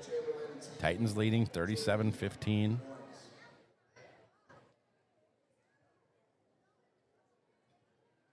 Just a few matches to go. If Chamberlain is going to make a move, it's got to be right here, right now, or else it's probably going to be too late. Titans have Chase DeBoer, the 35-5 wrestler, coming up. But Chamberlain has a 285-pounder Cooper Gerard that looked pretty good for a long time against Rocky Clark, one of the better wrestlers on Mitchell's roster right now.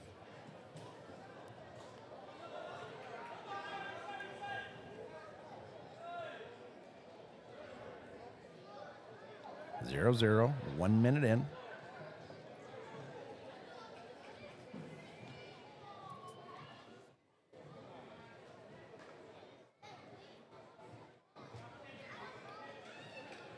Both men up as we tick down to 45 seconds to go, first period. Still scoreless. Smith for the Titans. Frederick for the Cubs.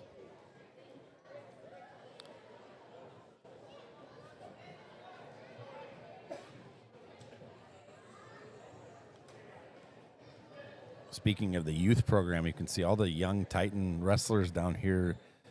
They're the tappers, and it's just good to see them here, and this is part of it. Hey, there's Laney Haynes down at the scores table.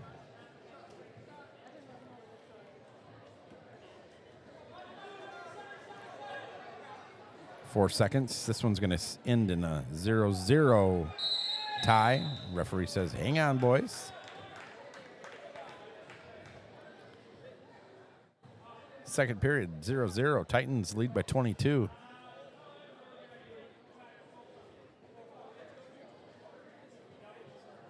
A pin here by Chamberlin is probably all that can help them if they can be helped. If this one isn't already over for the Titans, I think a win in any way by the Titans will pretty much seal this one and send them as a team to 1-0. Again, tomorrow, the Marv Sherrill in Watertown for the Titans. Tuesday at O'Gorman in Sioux Falls. That'll be a good one. That was a really fun match last year here in T. For Chamberlin, the O'Neill Invite in O'Neill, Nebraska tomorrow. So both of these teams go home, and you better get a good rest and get a good breakfast because it's another full day tomorrow.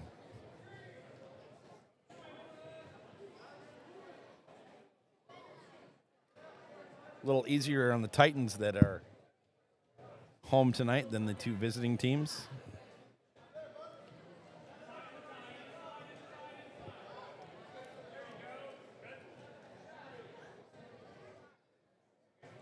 This one's still 0-0. About a minute 10 into the second.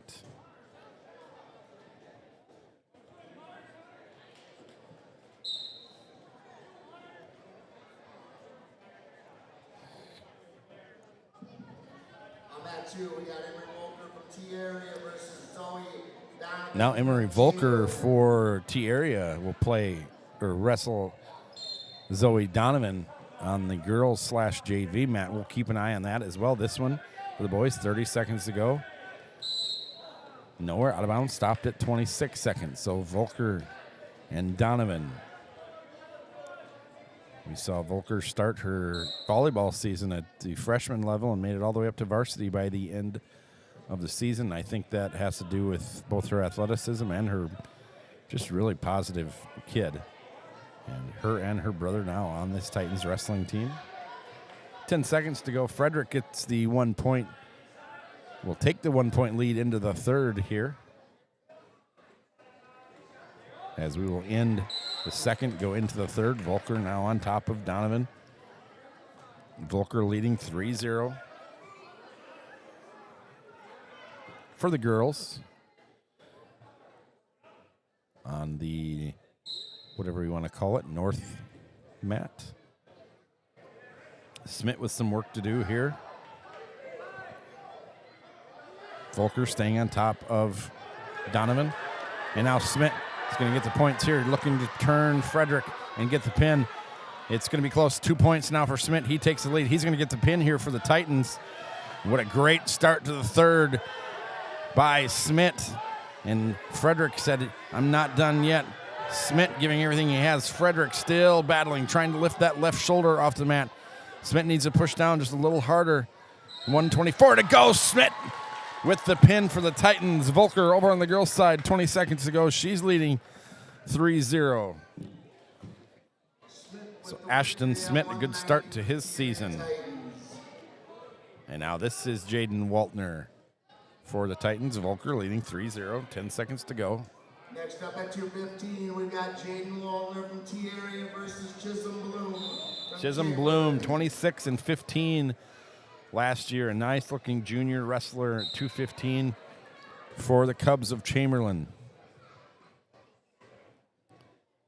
This would be, if he could pull it out, really nice win for Jaden Waltner, or T. That's going to be a 3-point takedown for Bloom as he's got an early 3-0 lead, 15 seconds into this one. Volker on top on the girls' mat. She's taking on Zoe Donovan. The sophomore, Volker freshman on the boys' mat at 2:15, 1:30 to go. 3-1. Waltner picks up a point now. He trails Bloom.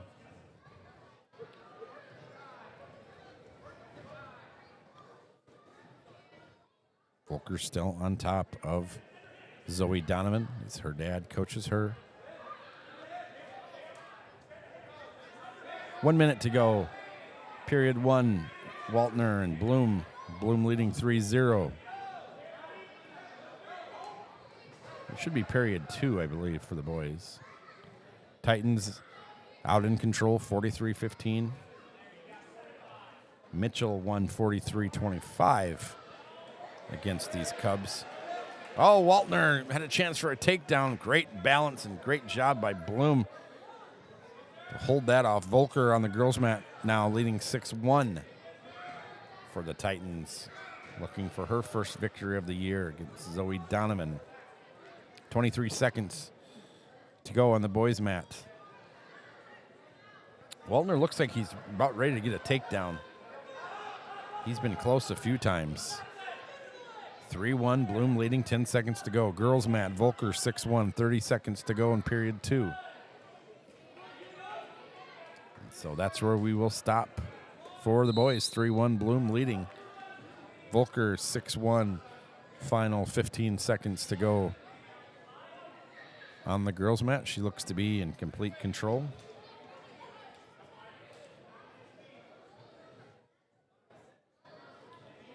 And Bloom and Waltner on the boys' mat as the girls' mat goes to period three. Volker 6-1.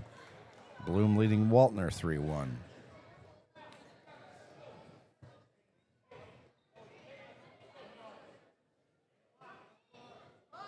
Look at the girls' mat. It looks like Donovan has the size on Volker, but Volker is just, as they say, tougher than woodpecker lips. 3-1 on the boys' mat. Bloom over Waltner. 90 seconds to go, second period.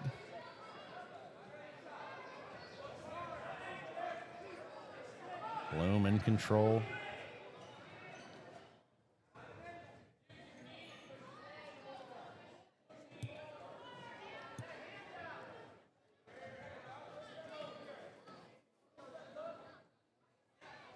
.90 seconds at the girls' mat. Volker now with 7-1 lead over Donovan, period three. Period two, back to the boys' mat. 1 minute to go. Bloom of Chamberlin leading Waltner of T-Area, 3-1.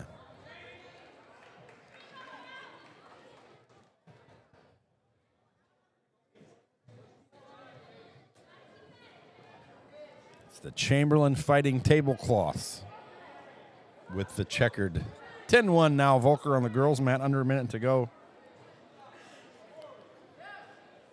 Bloom still leading, holding on, 3-1 over Waltner. 30 seconds to go, period two.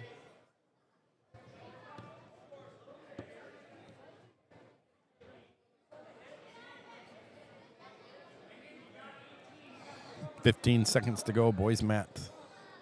30 seconds to go, third period, girls' mat. As every time I look over, it's Volker on top. She has been in control of this one. And now Waltner saved by the whistle as Bloom gets 3 points on him. Now he will lead. He gets those 3 points late. 7-1 going into the third. Volker in control. 10 seconds to go. 10-1 on the girls' match. And she will go 1-0 on the year. Nice win.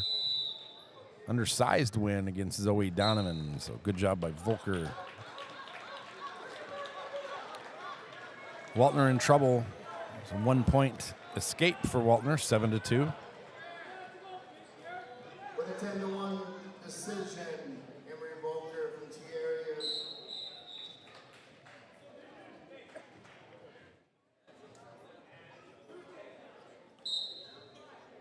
Next up, Chase DeBoer, 35-5 last year, lost in the state championship. He has just been pacing for about the last 20 minutes.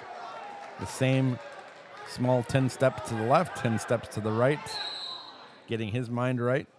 Stoppage here is Waltner with the pickup. 7-5 now. Waltner pulls it within 2, 8-5. 1:25 to go, period 3.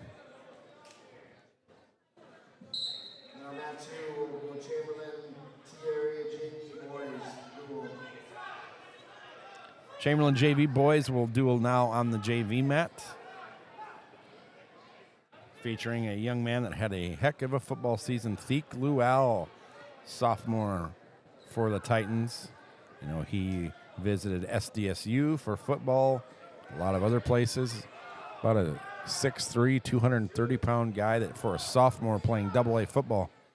Boy, he had one heck of a year alongside Chase DeBoer, who we will see next for the Titans on the gridiron. 3-point takedown now for Bloom, 12-5. That's probably going to seal this one, as Bloom just has Waltner down, twist that left arm behind his back. And now Bloom, he's just fine letting this clock run out. 20 seconds to go.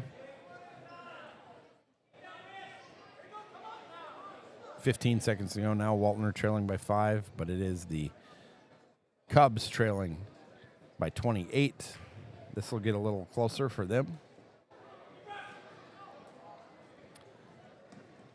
But for the match win, it's going to be the T-Area Titans moving to 1-0 on the year. Nice win there for Xavier Bloom.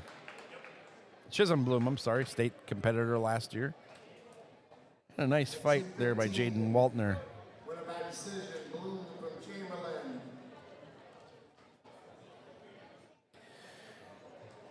Here is one of the guys Up that heavyweight, we got Chase DeBoer. you are going to enjoy from watching. T-Area Chase DeBoer, versus 35-5. Chamberlin.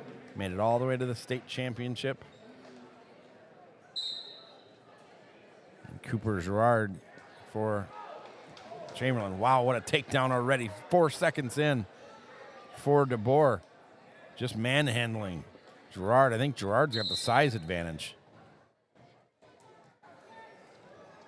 But DeBoer, just for a guy being undersized, made it all the way to the state championship last year. He does a really good job. Reversal, 3 points. He escaped. That'd be a takedown. Oh, that was a takedown. Okay. Yeah, he keeps letting him up, so Yeah, he's taking back. Gerard keeps getting a point for each time because it's an escape technically. Sure. Wow. So There was looks like another takedown. DeBoer wants to get a tech fall on here tonight. Yeah. And remind us of tech fall again. So tech fall is by points. I don't remember the exact total number of points you need, but Now 3 takedowns tonight already in the first minute for this one. For DeBoer, there's a 4th. So 12-3. And now maybe the pin. Boy, Chase DeBoer. It's been so impressive to watch. And if you talk to his teachers, he's equally impressive in the classroom. And just a fine young man. 115 into this one. DeBoer. He's going to be a scary college football player when he adds even more muscle and more size. And that's a nice young man to have on your side for the Titans. DeBoer with the pin at heavyweight for T-Area. Next up, we have 106-pounder. Braylon Hoyer at 106. He'll get the win. The Titans are going to end this one 55-18. Includes the T-Area Chamberlin duel. T wins 49-18. Oh, 49. So Chamberlain falls tonight first to Mitchell, 48-25. Then to the Titans, 49-18. They will be on their way. And you can catch them at the O'Neill Invite in O'Neill, Nebraska with 6 teams tomorrow. As for basketball, they will open up the season Tuesday at Stanley County. Then next Saturday at Todd County. They're not home until the 13th against Parkston. That's for the girls. For the boys, Chamberlain, also Todd County on the 13th at Todd County. And then home 12-16 to the Gregory Gorillas And so best of luck to both the wrestling and the basketball programs for Chamberlin this season. Chamberlin Cubs, home of T Area's own Mrs. Decker, Ryan Decker's wife, I believe. I believe she played volleyball there and was a setter. We have some JVers going at it on the JV mat. That is for the Titans. I can't tell. I believe it's... We'll try to figure out who this is as we wait about 5 minutes until Thierry will take on Mitchell on the varsity mat. Doesn't look like Mitchell's really in too big of a hurry to get over here. The Titans, this is Brody Lee, freshman at 132 for them. And for Chamberlain is maybe Deegan Goodman, I believe. Freshman at 138, 132, 138. Titans are in firm control of this one, 43-15 on the JV mat. And boy, Deegan does somehow gets the pin. Seemed the Titans, he was popping his shoulders off about every second, but pinned by Deegan Goodman, I think is who it was. I'm pretty sure, over Brody Lee of the Titans.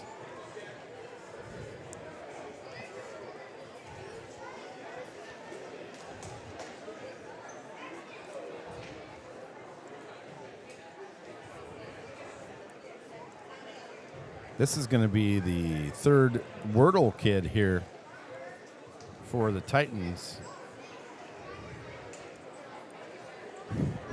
And his first name escapes me. 8th grader, I believe, is the young Wordle kid. And it's possibly Chase Hansen is who he's wrestling, maybe.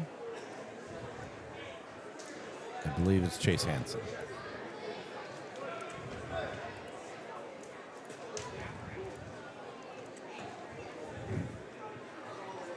Mitchell, after what seemed like a long rest for them, they will get back up, warming up now.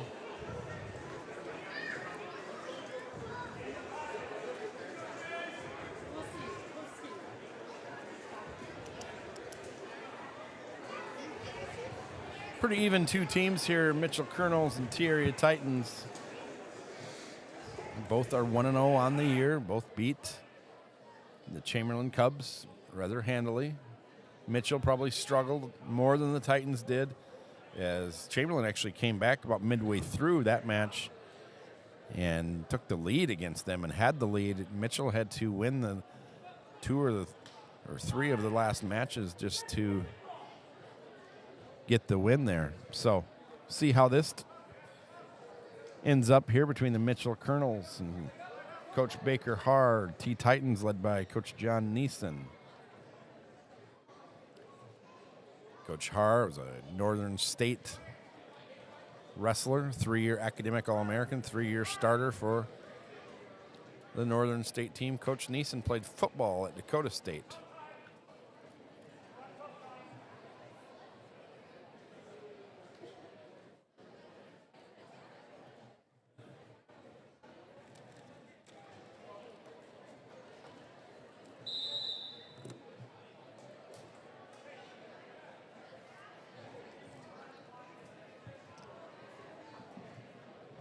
On mat 2 here, we've got Jack Wordle versus Thierry versus Jack Wordle. Chase Hansen from Chamberlin. I couldn't think of the first name, Chase Hansen. I don't see Jack on the roster. I don't know. Oh, there he is. He's up on 144. Okay. Jack Wordle, I've had him in the classroom, and it's actually a lot of fun. Fun kid. Just a 7th grader. Jack Wordle, his brother, 2-time state champion for the Titans. Would have been 3, but injuries took him out his last year.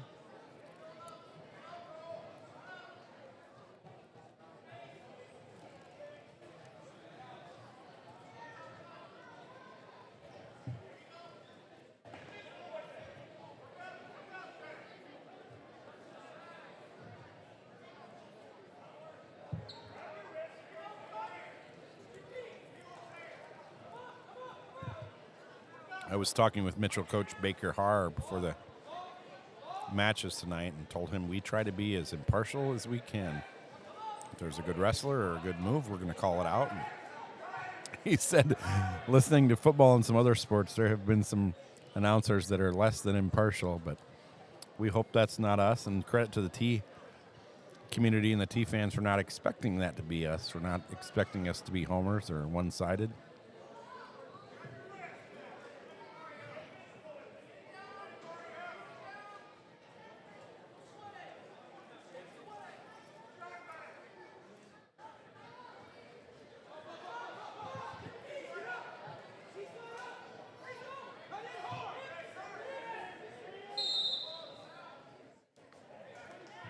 Something that's impressed me of our wrestling matches these last few years, we put in a good crowd.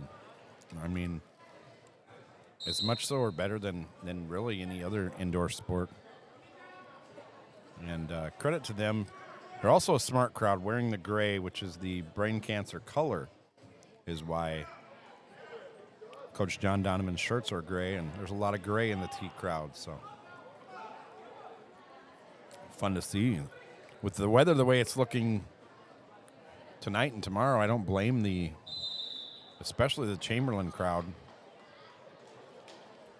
for not coming, especially when you can turn on YouTube and get such quality. I joke. High quality. the highest of all quality. Man, I'll tell you, when Jeremy Eimers was here, I asked Coach Neeson who I should ask to do, if we can say color. And I said, do you think Jeremy Eimers would be good? He said, I think he would be great. Man, we did our first match together, and when we turned the mics down, I looked at him and said, you could go do state right now, and you'd be great at it.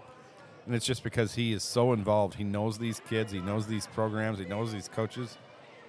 And so Jeremy Eimers really brings another level to this. And so I'm sorry he's not here tonight. But he'll be back. Same.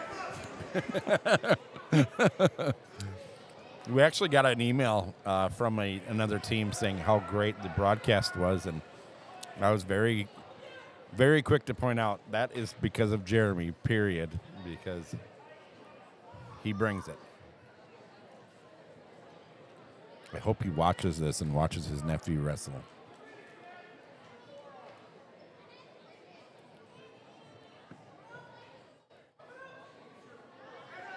Should be getting underway here very soon. T area. About 6:53. See Adam Giles for the Titans. Adam Giles was recruited to wrestle for the Titans by our PA announcer, Rod Fortin, who was his junior league football coach. And I think it's a great job by Rod Fortin because Adam is really taken to wrestling. Really enjoys it. He's already a big kid, and it's only going to help him. Eighth grader, it's only going to help him in his football days. He's a football player as well.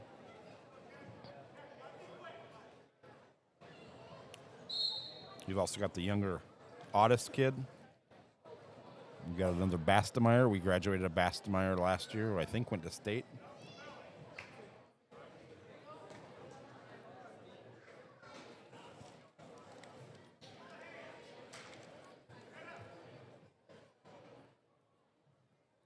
Titans leading 55-18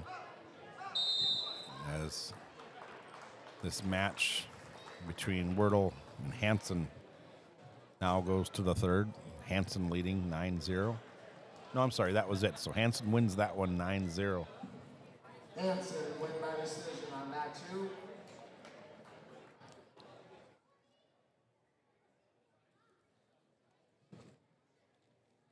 Here is right on time, Adam Giles. So he had one sister who was a standout volleyball player here. Another that is a standout soccer player as we speak. Versus Tristan Johnson from Chamberlin. And now Adam gets a little screen time at JV as varsity still getting it ready to go. So Giles, it's a second-year wrestler. Let's see how he does. After, he's still a little bit of a younger kid. He's wrestling a guy with a tattoo. Well, that's got to be intimidating.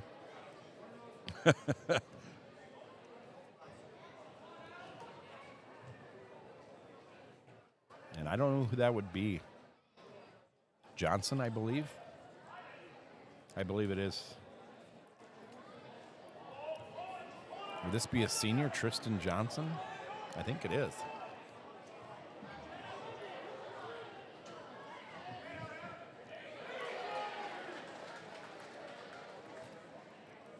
Giles there gets the 3 points. Minute into this one.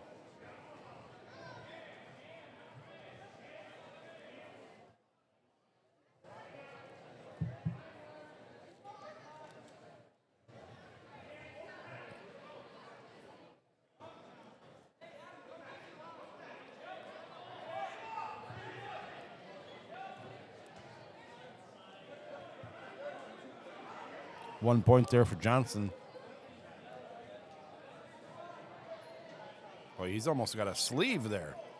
Get the pink socks and the tattoos. Giles, when he was on Johnson's back, I saw his sister Kate in the crowd, and she had her mouth wide open, and she's having a good time over there. 6 seconds to go, 5 seconds. Giles will close out period one with the lead. Good job by him.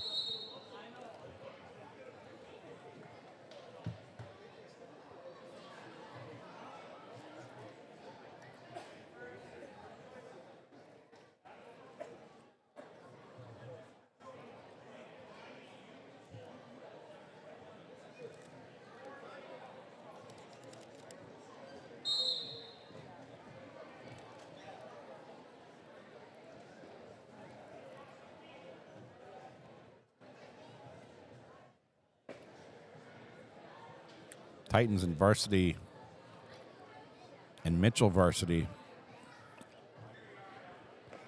they look like they have the eagerness of me getting out of bed on a Monday morning to start this match. I don't know what's going on. There's just not a lot going on over there. 90 seconds in, 90 seconds to go. Giles still leading 3-1. Really good looking match for him.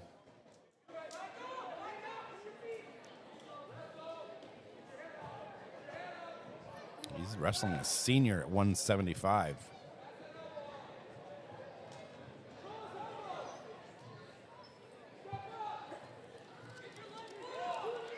One minute to go, period two. Giles leading 3-0. His team leading 55-18. I think they have one more wrestler to go.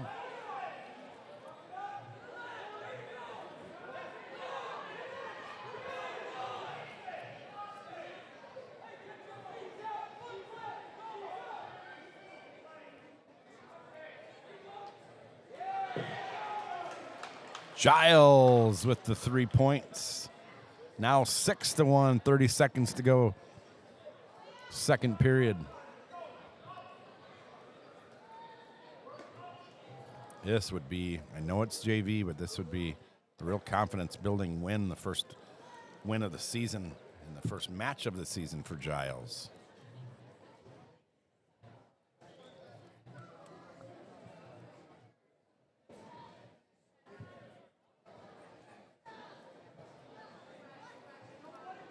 Six-1 Giles after two.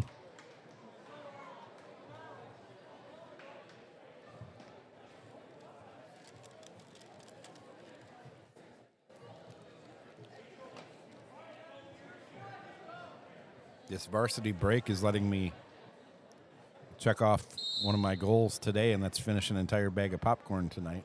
Something I normally do. Home games.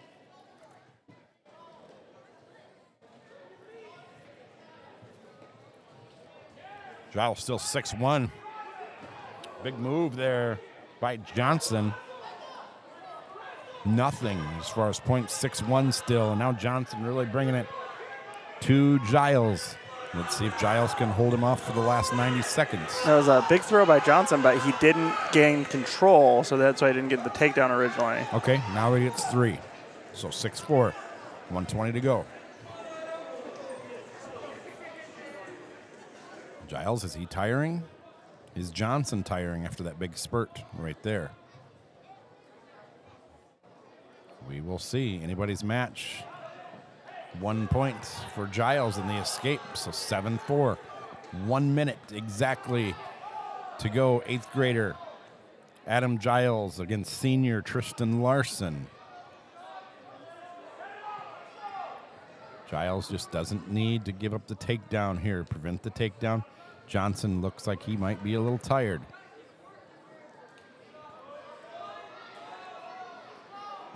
This is the JV match for the Titans. Firm control of the points lead, 30 seconds to go. Before it would be a nice win for Adam Giles and give the assist to Rod Fortin. Got him to come out here for wrestling. Giles drops to the knees, 15 seconds to go. Johnson's last chance. Giles just hanging on the shoulders of Johnson, who appears to be spent 10 seconds. Counting down, Giles leading by 3. 5 seconds. Johnson, last try. He's not even going to give it a shot. And Giles will get the win over the senior for the Titans.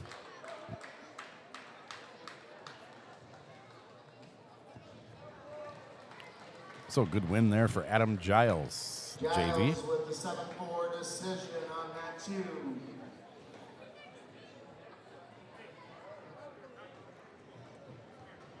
Coaching staff all congratulating Giles there on the sidelines. Pretty happy for him. Next up on that 2. Emery Volker goes to give him 5. It's a great kid, Adam Giles. This is another great kid.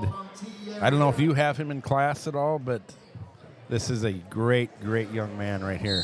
I do not have Theke in my class yet, so You not know, unless he wants to do some computer science.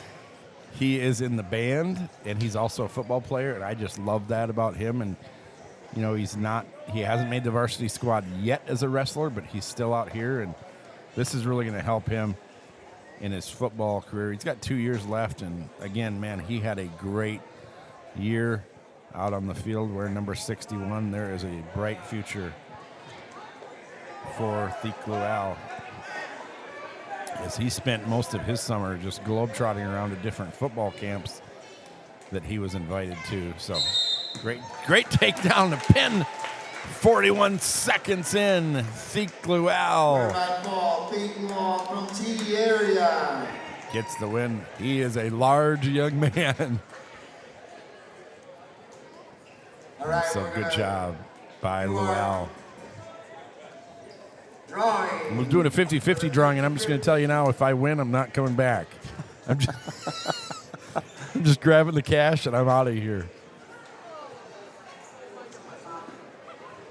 All right, so the 50-50 drawing brought in a total of $875. So half will go to the winner and half will go to the Donovan family. Thank you to all those that contributed. Oh, this is great. The winning numbers. Everybody got their tickets ready? This is great. It's going to the John Donovan family and help him fight with his fight against breast cancer. 4483. And so the Titans selling shirts. That proceeds will go to the family. So will the 50-50. And It looks like we may have a winner in the back row. the Chamberlin AD said it best. In times like this, people just want to step up and help. And Looks like maybe the birthday girl is our winner.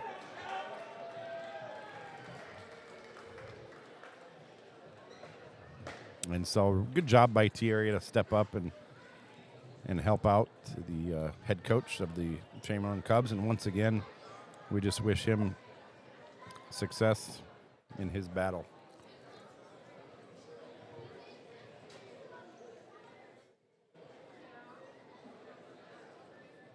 And our winner is birthday girl, Miss Rhonda Wilson.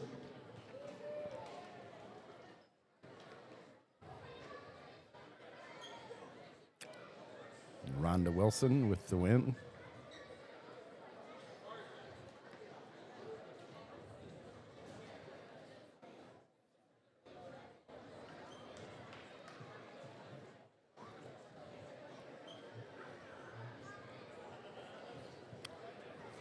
She looks like she's having a nice conversation with Coach Donovan.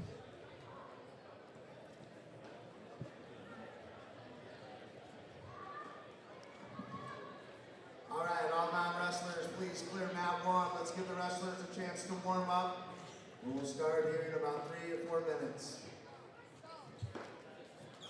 And finally, we're going to wrestle again at 7:06. I forgot to tell everybody that I have to be out of town tomorrow at 8 in the morning, so I don't think that would have mattered. Yeah, I don't think anything's changing for that one. And our winner Rhonda graciously donated her winnings back to the family. So thank you. Thank you to all that participated. So Rhonda Wilson wins the $400. $400 went to Coach Donovan, and Rhonda Wilson donated her share back to Coach Donovan. So $800 was raised for him for the 50-50 drawing. We're not sure about anything else, but it's great to see. Titans captains and Colonels captains, I'm guessing they're captains, take the center of the varsity court. We will see what order we will be in. That would be a mat, Chad. A mat. Oh, did I say court? Oh, no. Uh-oh. Boy, I know how. I know it can be confusing. I mean, the mat is on the court. Yeah. I know how upset these wrestling guys can be about basketball and the feelings there. The mat. Boys varsity. T-Area Titans versus Mitchell Colonels. And then on mat 2, we'll have Mitchell versus T Girls Varsity. Can I just be a guy that just likes to follow high school sports? And I like basketball, and I like, I never thought I would like soccer. I love soccer. You taught me a lot about soccer when we did soccer, well, when I was a PA announcer. I'm wondering why there's throw-ins sometimes and why there's corner kicks. And you made me a little smarter on soccer. And we both had a lot of help for that, for learning offsides, though. That took a while. Yeah. Yep, now we're experts.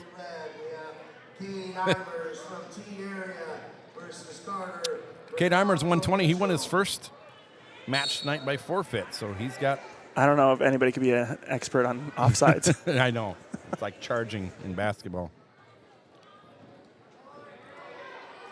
And this is going to be Radell from the Colonels. Radell, 120, a ninth grader. Eimers, 120, a sophomore. So Eimers is one of the young group that Coach Neeson is excited about. You can see why. He's up 9-0, 9-1. Now, just 30 seconds into this one, 12-1, 12-2. So Eimers doing what Chase DeBoerstein, he's quick as ever. Getting the takedowns and then just letting his player up. 15-2 now.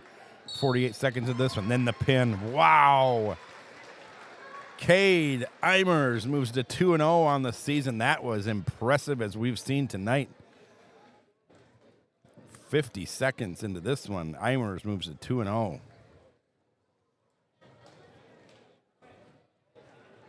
That's what it would look like if I wrestled John Neeson right there, and me on the short end, I think. We're only both getting bigger. Neeson by muscles and me by waistline, I think. So here comes in Aaron Halber again. Halber won the first match with a pin. And is he going to get the forfeit? Coach Neeson and Coach Haar talking about it. Halber moves to 2-0. He gets the pin tonight, so the Titans, just like that, 12-0.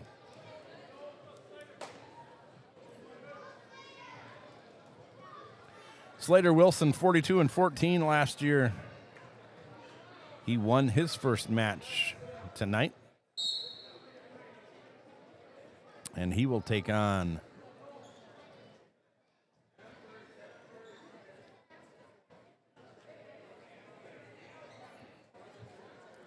at 126, Aaron Hallberg from T area receives a forfeit. It brings us to 132, where we've got Slater Wilson from T area versus Noah Bennett from Mitchell. Noah Bennett. I don't think he's on our roster.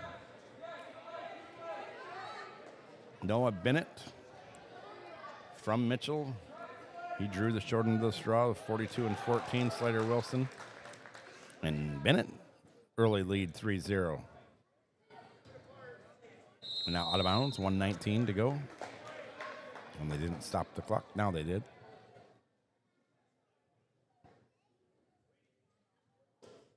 So early lead here by Bennett.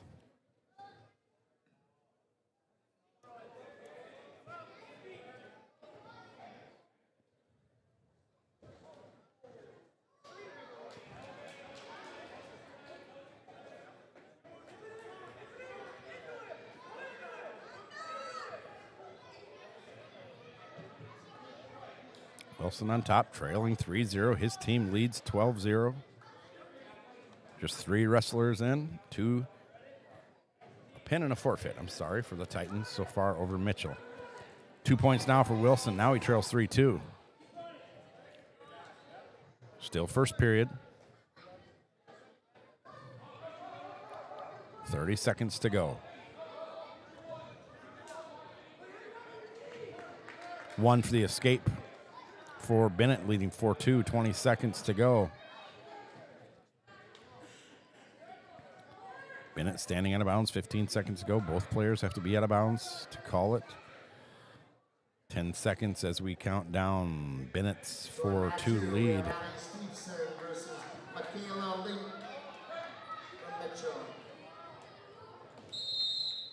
Leah Stevenson over on the girls' mat for the Titans, just a 7th grader, but she's a feisty one. Long year for her as she's a Raiders fan.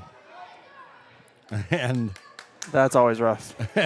as a Raiders fan, that's always rough. Oh, no, you are? Indeed. Okay.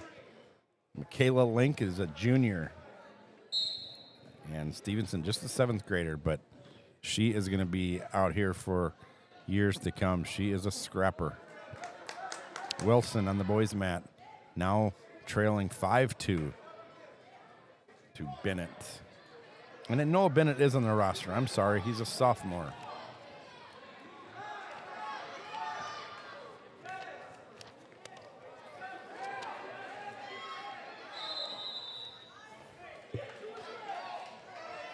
See, Wilson was dragging that foot, keeping it in bounds.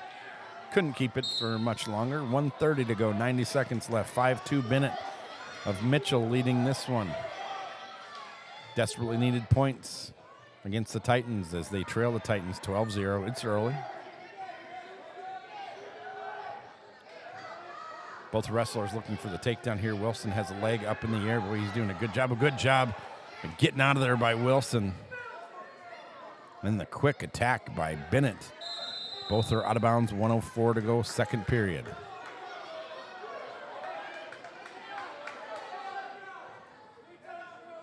And Stevenson for the Titans JV, the girls, is leading 7-0 against the junior.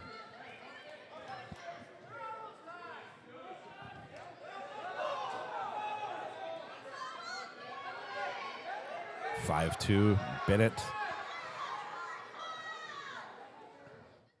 with the lead, 40 seconds to go. Stevenson ends her first period up 7-0. Now that's 3 points for Wilson, so it's 5-5, 30 seconds to go, 2nd period. Wilson has come back like you thought he would. And I think he's got the momentum now in this match. State tournament wrestler last year, 42-14.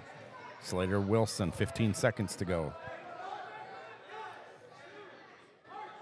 John Neeson jumps up off his chair. 5 seconds to go for Wilson. Looks over to Coach Neeson. Getting instructions, 5-5 going into the third. Leah Stevenson on the girls' match still leads 7-0. I believe this is Stevenson's first match for the Titans, and it's been a good one so far, beating a junior 7-0. Back to the boys, 5-5. Start of the third. Wilson on the bottom. Bennett on the top, tied 5-5. Bennett hanging on to Wilson. 15 seconds into this one.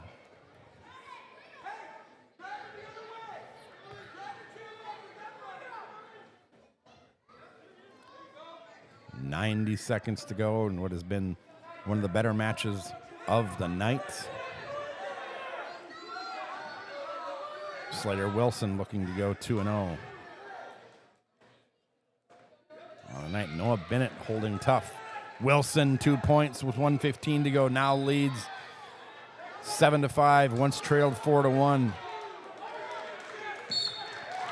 Wow, the pin for Wilson. The new Junkyard Dog, maybe. Pin makes it 18-0. Wilson once trailed as he shakes his head. Once trailed 4-1, comes back and wins it by fall. Almost as surprising that he was trailing 4-1. Here is Tyler Woodring, the next 42-win wrestler for the Titans. 43-0 the last 2 years, and that's going to be an easy 44. Moves to 2-0 on the year. Titans 24-0.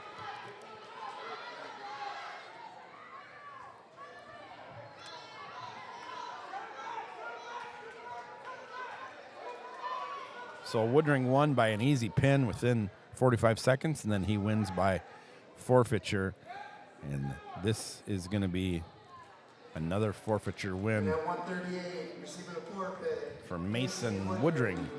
It'll be his first win of the year, 1-1.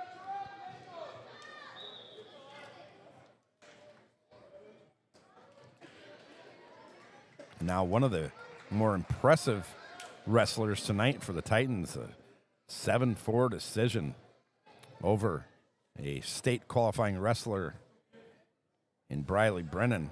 This is Trevin Audis, and he's going to take on Evan Hirsch, the sophomore.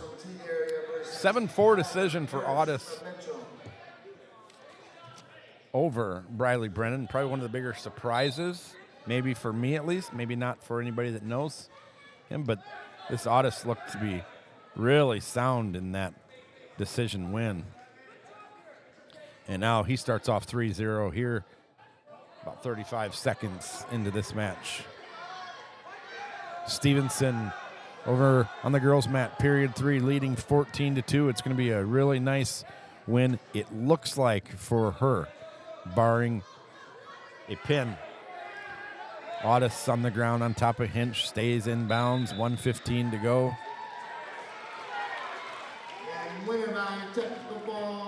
Technical fall win. Great start, Leah Stevenson and Audis now with the pin to move to 2-0 on the night. The pin and the decision. Great job by him. This is another nice-looking young wrestler that kind of surprised me. Trevor Cordell for the Titans. He won his first match by pin. Titans firmly in control of this one, 30-0. Scorers table says, hold on, we're moving a little too fast. Well, that's Brent DeBoer. He's retired, so you don't have to go too fast or too fast for him. Now they're good to go. Brent DeBoer down there and Kyle Wilson. Samari Wright Jr. for the Colonels. Trevor Cordell won his first match. He's a sophomore by pin for the Titans. Cooper Dumdy on deck for the Titans. He lost his first match tonight.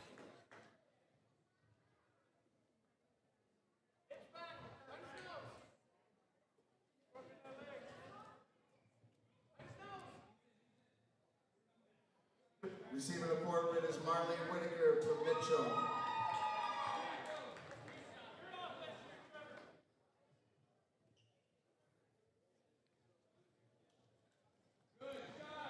.45 seconds in. That's going to be a three-point takedown for Wright. For the Colonels. He leads 3-0. 1 minute into this one. 1 minute to go. And Cordell really fighting for the Titans. Now down on his stomach, middle of the mat. Trails 3-0. 45 seconds to go. Volker now wrestling on the girls' mat. She is 1-0 tonight, wrestling Sanchez. And that's Cara Sanchez and a junior for the Colonels. Volker looking to go to 2-0. Back to the boys' mat. Wright leading now 7-0.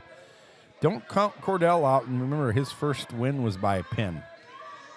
So just 90 seconds into this one, 30 seconds to go. Looks like Volker gets the pin for the girls. She moves to 2-0. It's a very quick pin for Volker. 32-second pin, Emery Volker, the freshman from T. And now there it is. The pin by Wright. Impressive job by him. Drops Cordell to 1-1. Cordell just could never get it going in that match. And nice win by Samari Wright, the junior, for the Colonels. This will be Cooper Dumdy. He'll get a forfeiture. He'll move to 1-1 on the evening. Titans now, I believe, 42-6 is the lead. J.J. Wilgers check in for the Titans. J.J. 31 wins last year. He'll also get the forfeiture. He had a 31-23 decision in his first match. This one, forfeiture, a little bit better. Avery Hillman for Mitchell gets the girls' forfeit. Mitchell girls are going to get a lot of forfeits here. They just have it's a numbers game. Smith for the Titans. The senior. Going to take on Caden Allen, I believe. It will be Caden Allen. Titans firmly in control of this one. 48-6.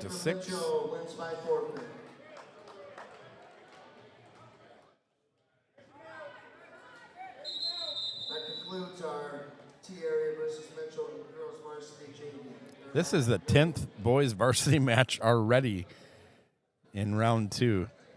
So it looks like the Mitchell JV / girls team did win 30-11 over the Titans. So good job by them.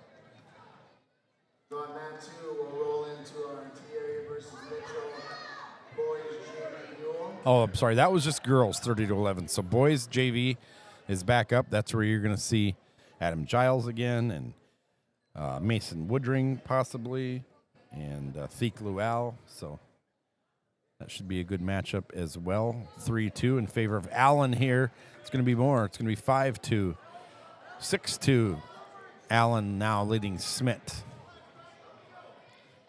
Ashton Smith, a senior. I believe he fell in his first match tonight.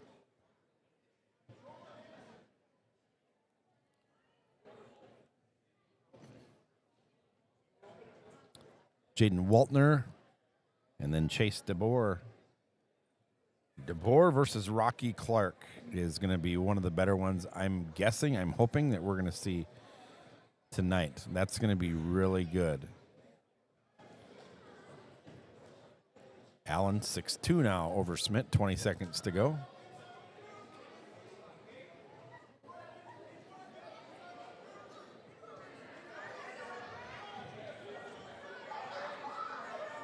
Smith just trying to hang on. Last 10 seconds of round 1.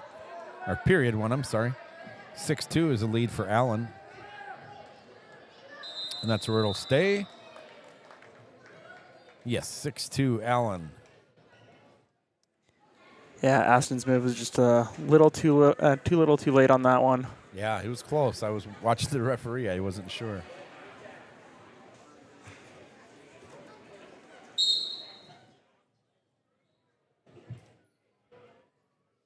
Period 2 starting, 6'2", Allen over Schmidt.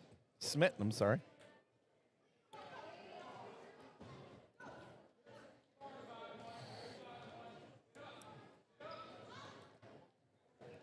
Good job by Smith, but Allen just turns it back around and gets a three-pointer there. 9-2 is the lead for him.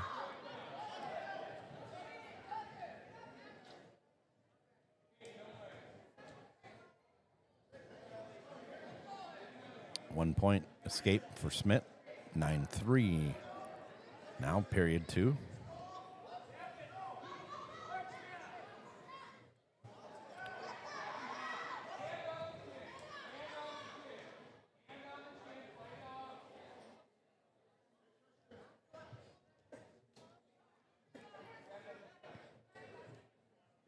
One minute to go.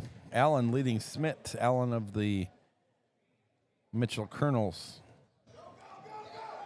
9-4. Smith, though, don't count him out. He could have a possible pin here, and he does! Wow! The turnaround by Smith, trailing by 5 with 45 seconds to go in the second. Wow, what a great job by him. Well, to use the cliche, it's not over till it's over. That's right. He looked overmatched and out of it. He lost his first one. He comes back and gets a win via pin. Great job by the senior, Ashton Smith. Ashton Smith gets the high five and the slap on the back from Coach Neeson. Gets the slug to the shoulder from Chase DeBoer. Jaden Waltner for the Titans, senior. Sean Foote, a state qualifier last year, also senior. 24 wins for Foote. Zeke Lual now on mat 2. Lual looking to go to 2-0. His first match was a pin, about 40 seconds. He's probably hoping to do that again. Good match on the varsity side. As Foote gets the three-point takedown.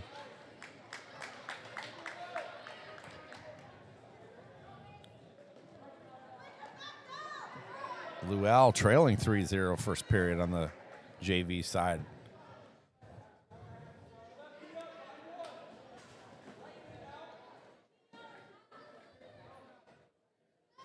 Foote.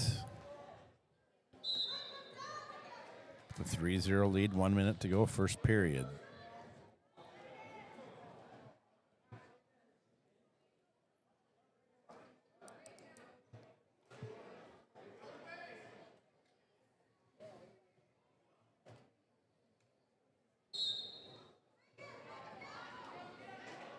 Zeke Lual on the JV side at 175. You wonder if he's not going to maybe, I don't know if he can overtake J.J. Wilgers, a very good wrestler and junior.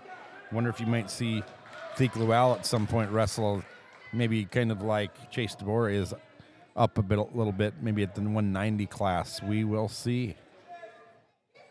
It's a long season, and that's one thing me and Coach Neeson talked about, is depth. Is just like every other sport, you have to have depth. It's a long season, grueling season, and injuries happen in every sport. 3-0, that's going to be the score. Foote from the Colonels ahead of Waltner as we go into period number 2.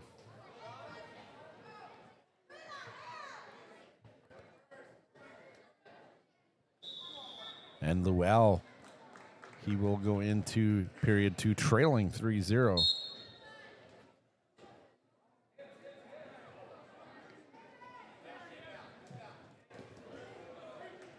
Big takedown for Waltner. Ties it up 3-3. 10 seconds into period 2. And I apologize, but I don't see who Lual can be wrestling for Mitchell. They don't put a lot of their guys on the roster, so if I find out, I will let you know. 2 points now for Foote. And boy, he is there. He got him. Great pin there by Foot, kind of using his leverage, arching his back and pinning Waltner for the Titans. And so the Colonels will take that one. Here comes the big boys. Chase DeBoer, 35-5 last year, 1-0 this year. Against Rocky Clark, 31-9 last year, 1-0 this year. 215 win by Paul. Foot for Mitchell.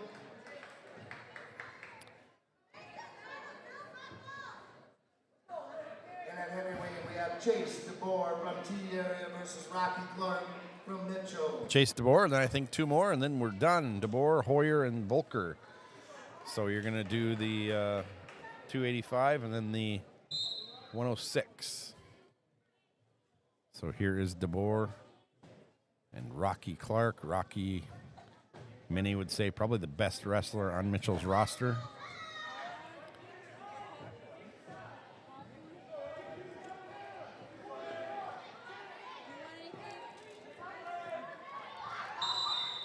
So 0-0, almost 30 seconds into this one. On that two, win by Paul. Pete Luong, T area. Hey, it's a good night when you're getting free concession stand pizza and you got free popcorn. Thanks, guys. I talked to Coach, which is interesting because I talked to Coach Neeson, and I asked him about his routine for match day, and he said he doesn't eat because he's just got so much going on, and he said he gets home about 10 o'clock and realizes, I haven't ate. And then he eats. And I don't eat either. I ate about 9 o'clock this morning, but I went and I didn't teach math. I subbed for a math teacher in Harrisburg today. And then I came home, and it was right to here. And I don't eat up here, Griff, because I don't want to burp and just gross you out. And so you're welcome. No. 0-0 still, 30 seconds to go, first period. Rocky Clark and Chase DeBoer. Chase DeBoer going to Lindenwood University to play defensive end. And I think they're going to be happy with what they get out of Chase DeBoer. And it's a little different football recruiting now. 10 seconds ago, 0-0. I talked to Titan football coach Scott Fry, and he said it's a little different unless you're a really standout player. A lot of these high-end D1 programs, and DeBoer was being looked at by the Iowa Hawkeyes for football, they're not really going to mess with you too much. They want you to go earn it. And because it's the era of the portal now, they would rather get a drop down from a Power 5 or maybe a guy like Clayton Sattler for the Titans that went to Augustana and had a great year. Now he's in the portal. He'll probably go to an SDSU. So kind of stinks for the smaller colleges, but Chase DeBoer, Lindenwood is a great place to be, but he might be a guy that a year from today you'll see in the portal looking to maybe come home to an SDSU, maybe an Iowa Hawkeyes. Who knows? Scott Fry called Chase DeBoer, as you see on the mat now, with a leg up near the best defensive end in the state, regardless of class or program. He just thought he was that good. Finished the year, I believe, 5 sacks on the year and about a dozen or so tackles for loss. 122, it's still 0-0. Good matchup here. Rocky Clark and Chase DeBoer.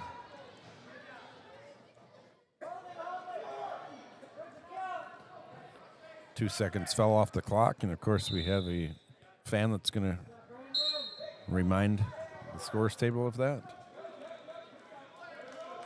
Titans leading 54-12. DeBoer locking up with Rocky Clark. Clark now 1 point for the escape. Almost a takedown by DeBoer. 1 minute to go. Clark 1, DeBoer 0. This one, for the most part, has been decided. The Titans are going to get the win here, but individual records and accomplishments on the line. And so far, after over 3 minutes, it's been Rocky Clark by just a point. And now Clark on top of DeBoer. trying to roll DeBoer over. 3 points for the takedown by Clark. Now on the back of Chase DeBoer.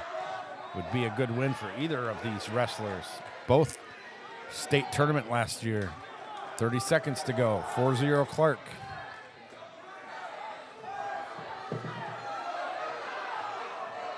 Clark only lost 9 times last year. DeBoer only lost 5 times. Clark gets another 3, leading 7-1, 10 seconds to go. Second period. It's probably going to take a pin by DeBoer. And now he's not going to last that long.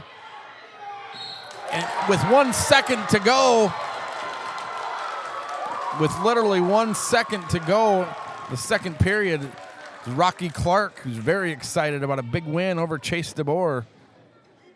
And a little hug by those two. And Clark will move to 2-0. Great job by him as he shakes the Titan coaching staff's hand. And I think that'll go a long way for DeBoer as he's going to right himself after that. That may be a good loss this early in the year to motivate Chase DeBoer. 106, Braylon Hoyer. He hasn't wrestled tonight. He got a win by forfeiture. Titans now leading 54-18. Hoyer, just an 8th grader.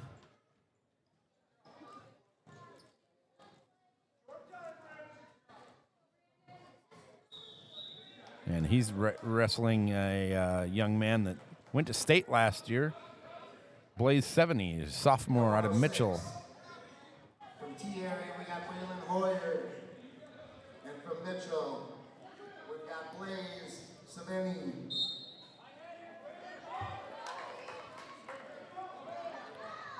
And just for Hoyer to hang around in this match is a good start for him to his T wrestling career. As an 8th grader, is 70, very good wrestler, state tournament wrestler last year. He's already off to a 3-0 lead over Hoyer.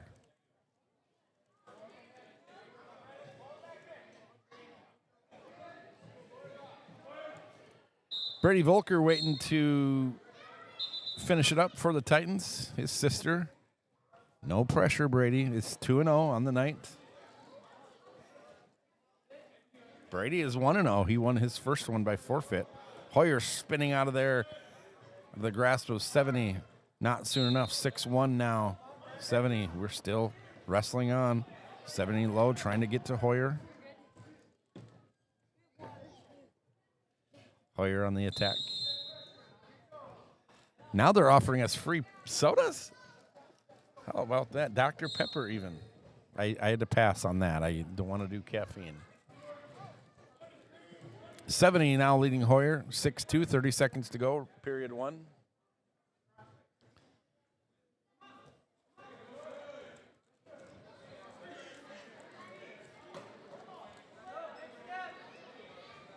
$15 seconds to go. 9-2 now. 70 gets a takedown, then let Hoyer get the escape as the end of period 1 draws to a close. And it'll be 70 winning this one or leading this one 9-2.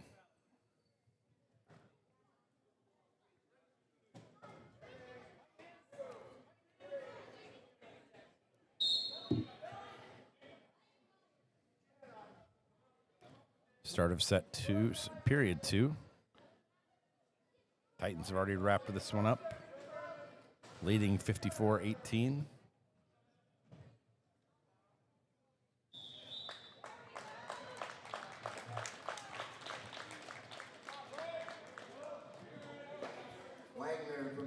Three more for 70, 12-2 leading this one.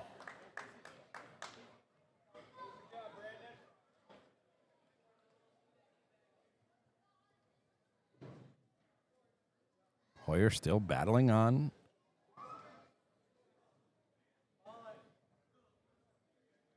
Six-minute match. He's lasted about half of that so far, so I think this is a good job by the 8th grader Hoyer. I think Lual gets set to take on his second match of the night. Second or third? I think second. Under a minute to go.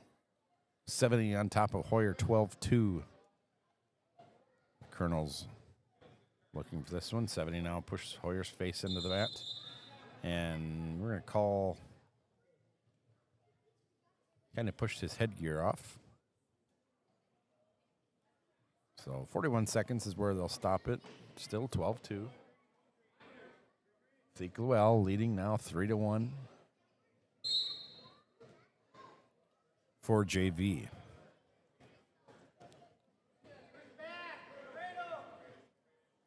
.30 seconds to go in 70 versus Hoyer varsity match.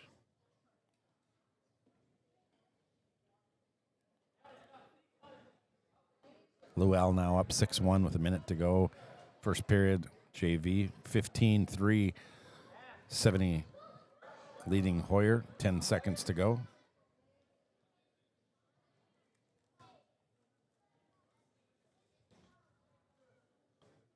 As Blaze 70, 15-3.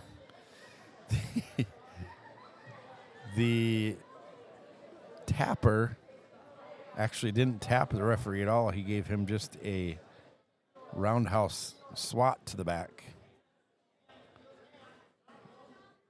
And that might be the last tap that ref tapper is going to get. Llewell, 15 seconds ago, leading 9-2 on the JV mat. 15-3, 70 Hoyer in period 3. Hoyer stuck around now into his third period, and Llewell wins with the pin.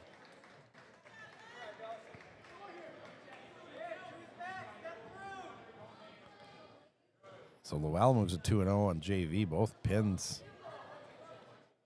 This one with 9 seconds to go in the first period. The first one was quicker than that, and he gets the high five from Adam Giles.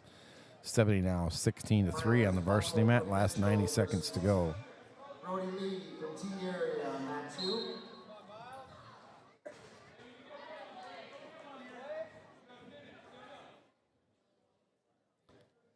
Good job here by Hoyer, still sticking around. And I believe his first ever varsity match. Well, the first one was a forfeiture, so this is the first one where he gets to wrestle. And so 17-3, that'll end it. Yeah, that'll be tech fall. 23 for 70, tech fall. Winner by technical fall at 106, Blaze Saveni Mitchell. So good job by him. I went and asked him, I said, it's Savigny, right? For the 23-win wrestler from Mitchell, and they said, no, it's 70. So I don't know. That's why you ask, I guess. 113, last match of the night. Brady Volker, 7th grader, won his first one by forfeit. And he is going to take on Micah Bennett at 113. I guess Micah doesn't go to school because they left his grade out, so maybe he graduated already. I know Brady Volker is a 7th grader, and I just thank him for delivering Micah Bennett. I thank Brady Volker for the terrible bet that we made a bet on in the NFL draft, and he promptly paid up with a Mountain Dew the next day. So he's a man of his word, this young Brady Volker.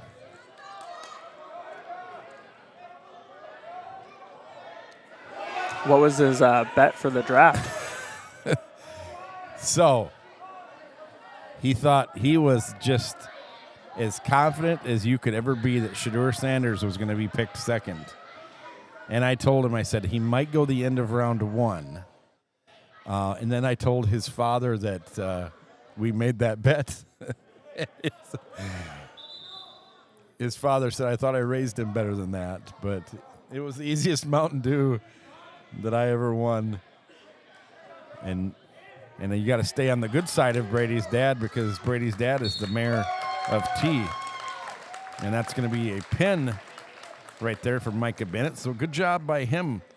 The Titans, however, will hold on to win this one 54-23.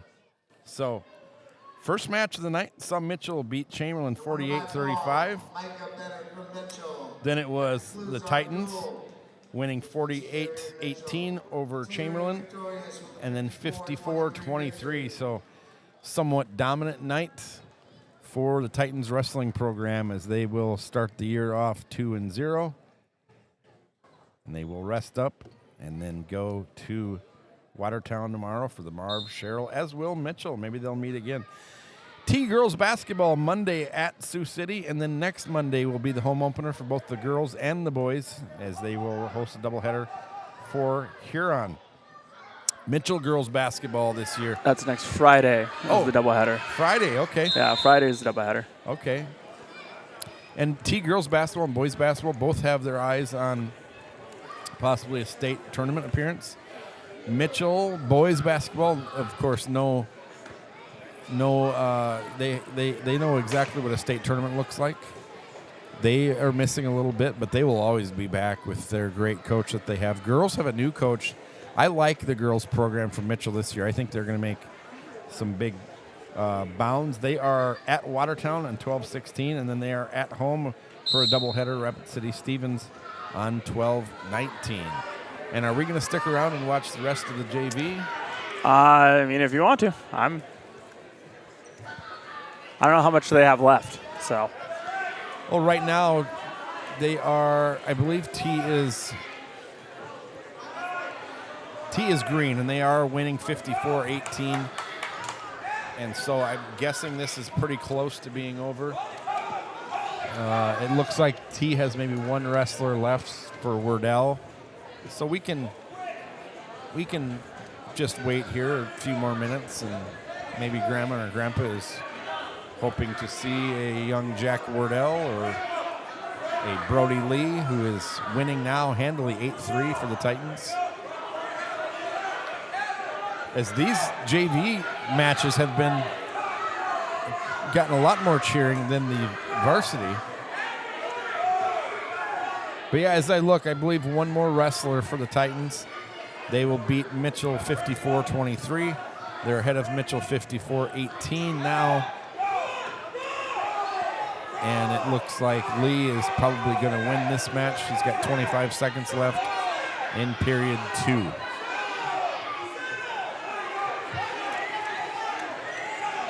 We also wanted to wish good luck. There is the pin by Lee. Good job by him, avenging his first loss.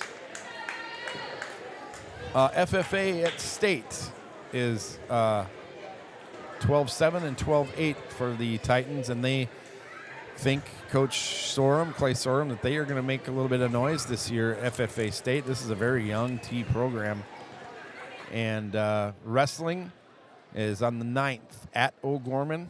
Will be a fun night to go to. The following night is volleyball awards night for T. 12-11, there is a high school choir concert here in our beautiful new Performing Arts Center. Long overdue. And there is also high school bowling on 12-12 at Empire Bowl that I need to get to and go support our bowlers.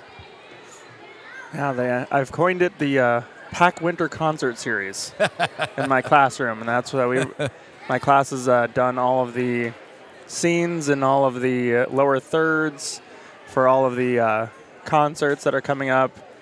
The second and third graders are they're up for their concert on Monday, and the fourth and fifth graders are on Tuesday. So it's and then middle school and high school are next Thursday. How many will that be total? So days or all of the concerts? Yeah. Because they do, they have them split up by grade, and they do all of the elementary schools the same day. Huh. So Legacy will be at 5:30. Venture, I think Venture is at, or Frontier, I think, is at 6. Okay. And then Venture follows at 6:30, I believe. It's a lot of work for you, but you're taking the brunt of all of the, because it's a lot less work than we used to do when the parents had to sit through all of the concerts, which was just painful. It is an interesting setup, but I'm getting my classroom involved in it. Oh, good. And then that makes it easier. But Mr. Williamson has taken the JKK1, and he's doing second and third because I'm dad. Yeah. So I've got a first grader and a third grader, so I've got to be able to be there to support them without having to be behind the camera for once. Williamson's dad too, but he's almost an empty nester now. So you guys are at different stages of fatherhood. Well, and interestingly enough, his youngest is actually the one of the students that is actually making some of the scenes and graphics for us. So good old Brax. He's getting in on it. Good. Well, thanks for doing that, for taping all the events so parents can stay home. Jack Wordle down 9-0 in this one, 30 seconds to go, first period. And then I believe we will wrap this up for the night. So if you did listen, we appreciate you turning in, and we hope that if you are from T, well, we hope you'd come out here and support. And we hope that if you're from Mitchell or Chamberlin, that you got to tune in, and that we did a good job on the commentary and on the filming. And we love being able to do that for the families that can't travel here, or grandma and grandpa. And I tried my best. I walked out the door, and my wife said, "Have fun." And I said, "I'll try, but it's not going to be very good." And she said, "Oh, you'll be great." But I'm missing my partner, but I'm glad for Griff to step in and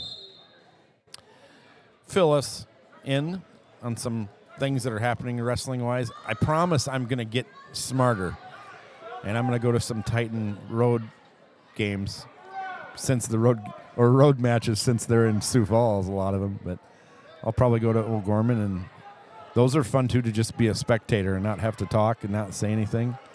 I went and watched former T area coach Shoresman last Saturday, or 2 Saturdays ago, and then I watched Marshall Smythe later that night.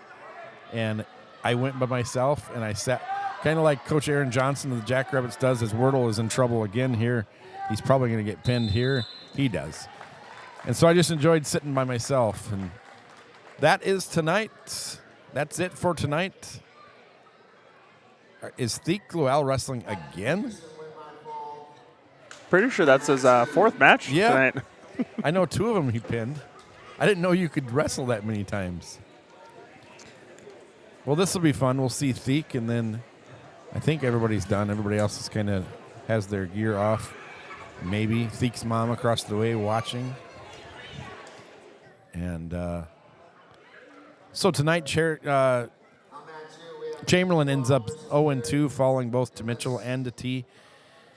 The Colonels, they beat Chamberlin in what was a lot closer match than I thought, and then they fell to T. They have them 1-1. T area Titans 2. You hate to say easy because I wasn't out there wrestling, but 2 kind of wins where the score was a little lopsided. So they will end this one 2-0. But as in wrestling, there's no time to celebrate because they're going to be back on the mat tomorrow morning. And so good luck to them there in Watertown, South Dakota. Here's Lual, 30 seconds in. He hasn't scored a point. That's pretty rare. He's on one leg. And a nice takedown there for Colonels. Again, they don't really give us their JV roster, and so we're kind of left to read. And I think his name starts with a D.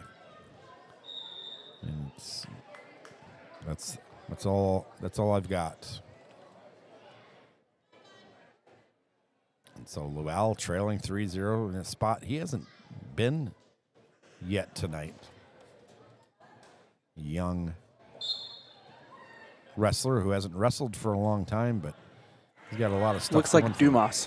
Dumas. I was going to say Dumars, but that doesn't look like Joe. But Dumas. And that is such a throwback that I don't think you're going to get many people that know that one. I know that one, but I don't think many others. Well, here is Lual. He's going to get an escape here. And Dumas has Lual, arms wrapped around him. Lual might have hurt that leg. He does get a point for escape. He's wearing a guard on his right leg now. He hasn't been wearing that at all tonight. And So this will be the last match for tonight, a match that started at 5 o'clock. And it's probably going to end, I'm going to say it's going to end right at 8.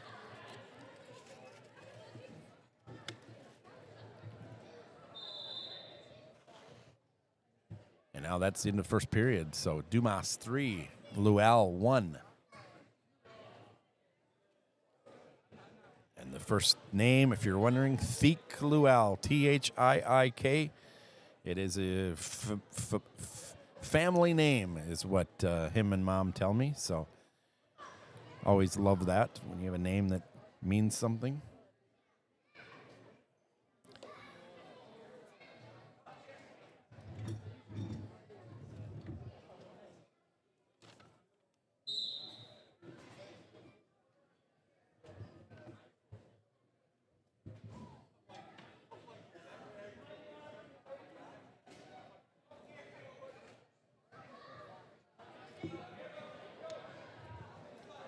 Lual down low, trying to escape his 4th match of the night.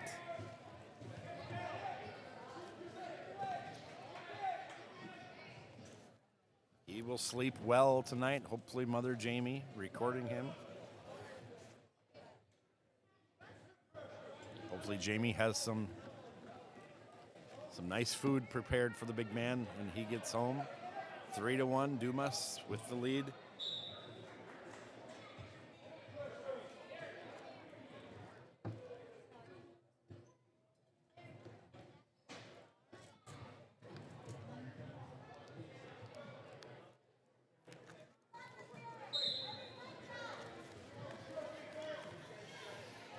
$1:15 to go here, second period.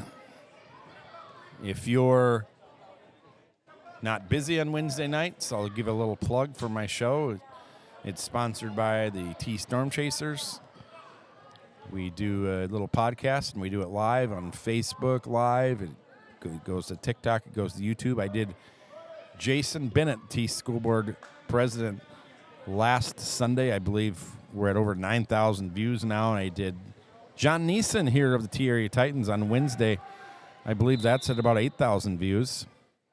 So we know who's more popular there. This Wednesday, we're going to have a season preview by Drew Weber of the T Area Boys Basketball Titans. We did one a couple weeks ago with Taylor Fechner of the Girls Basketball Titans. And then we are going to be doing also a Hoops podcast with Drew Weber, the boys basketball coach, and Taylor Fechner, girls basketball coach. So we're excited for that at the state-of-the-art T Storm Chaser Studios.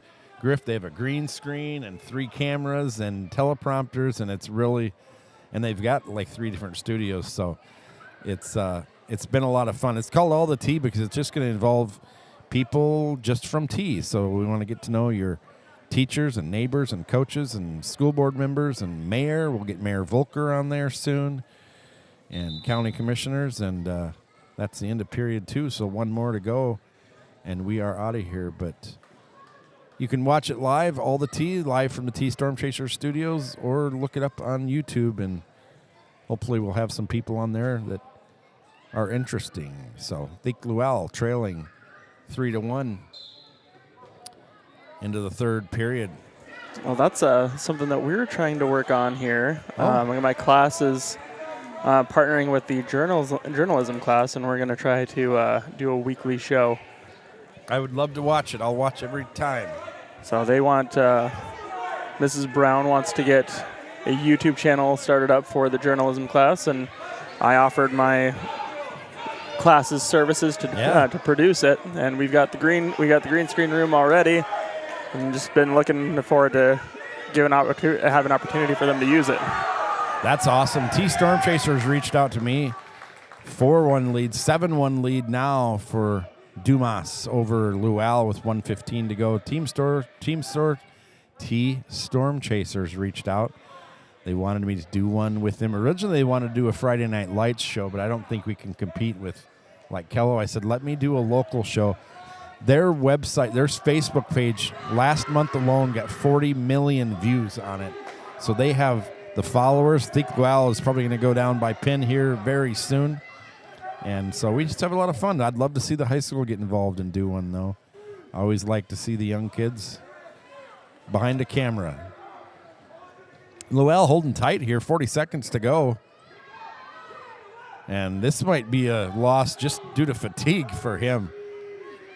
As 30 seconds to go, Lowell fighting back the only way he's going to win. Nice job spinning out of that one. But 11-1, the only way he's going to get a win is with a pin here with 20 seconds to go, and I don't think that's going to happen. So we are going to wrap it up. If you listened, we thank you so much for listening. We will be back for the next 2 T-Area Titan wrestling events. We do every home game, so we'll be here, me and Les Schroeder and Griff or Rick Williamson for basketball. And if you turned in, we thank you for tuning in, and that's going to be the end of it. But the T-Area Titans are going to claim this JV victory tonight. And so a clean sweep for them, except for the girls, which they just lost a lot of games for forfeiture. But thank you for joining us here on T-Area Titans live stream. And for the producer and my partner tonight, Andrew Griffin, I am Shad Hockey. Enjoy your weekend, Titan Nation. Bye for now.